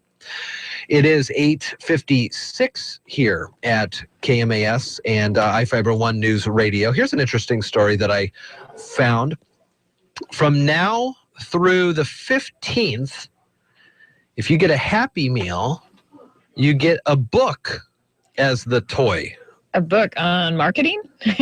No, not a book on... How to make hamburgers? No, not a book. Paddington. The classic Paddington Bear. So they want you to learn to read a little bit. Happy Meals contain one of 4 books, the classic Paddington, which is a fun book. I've been reading it to Kaiser a few times lately. 3 other titles have Valentine's themes, but the books are specially made to fit into the meals. Petite paperbacks, also Spanish language versions available at some stores. Partnered with that Reading is Fundamental nonprofit. And so they've donated 100,000 books, and upwards of 17 million Happy Meals will be sold, and then subsequent books will be distributed from yesterday through the 15th. Okay, so if you're a kid, yes, you open up your Happy Meal, yes, and you get a book. Who's more excited, the parent or the kid? Well, or are we changing attitudes of children? Throw the book at, I can imagine Kaiser throwing the book at me. I mean, me personally, I would love it because I love books. But this is where we're, I guess, going to differ a little. I remember specifically making a point to always go on a Wednesday for whatever reason to a fast foodery, any of them that had the toys that I liked. I knew that if I went on a Wednesday, it'd be a new week. Really? And that I would get the next toy. So what if it was collection. a book? What if it was a book? And I'm how old? 7? I don't know. 6, 5? Yeah. I would be. Would this be my first Happy Meal ever, or? Well, if it was your first Happy Meal ever, then I wouldn't care because I wouldn't know any different. Unless you knew there was a toy coming. Well, But I applaud them for doing it. No, seriously, it's don't get me wrong. No. I would love them to do that. All more books. Yes. Yeah. Not that there's anything wrong with toys. No. But, maybe it could be a pop-up book. Toys in the book. Interesting. Interactive book. I don't know. 8:58 here at iFIBER One Fubbing people. News Radio. Carol's talking about these newfangled technology terms where you're playing with your phone, but people are talking to you, but you're busy messing with your phone. And when you tell me this, and I am messing with my phone and whatever, what I'm doing on my phone is not important at that time. The conversation at hand is. Didn't you hear the latest? Multitasking does not work. I did hear that. You do not pay attention. You become a jack of all trades, master of none when you multitask. Yes, that's what it says on my business card. Other top stories on the website. The new electronic community reader boards are being set up yesterday. Yeah, they look good. And drove in, and they are pretty cool. Yeah. Pleasantly surprised. I thought they would just be all red color, like black and red. You are here entering Shelton. But it's beautiful. There's multicolors. Yeah, I was surprised. So hopefully that wasn't just an experiment. They were testing it. Now it's just red. They're like, what are you talking about, you guys? Well, at least it wasn't flashing 12 like my VCR. Yeah, exactly. All right, we'll be back tomorrow, Thursday. Daybreak. Tom Hartman's up next. Have a great day. You're listening to Daybreak on iFIBER One News Radio. Dave Ramsey helps you handle your money. Weekdays from noon to 3 on iFIBER One News Radio. AM 1030, FM 1033, KMAS Shelton.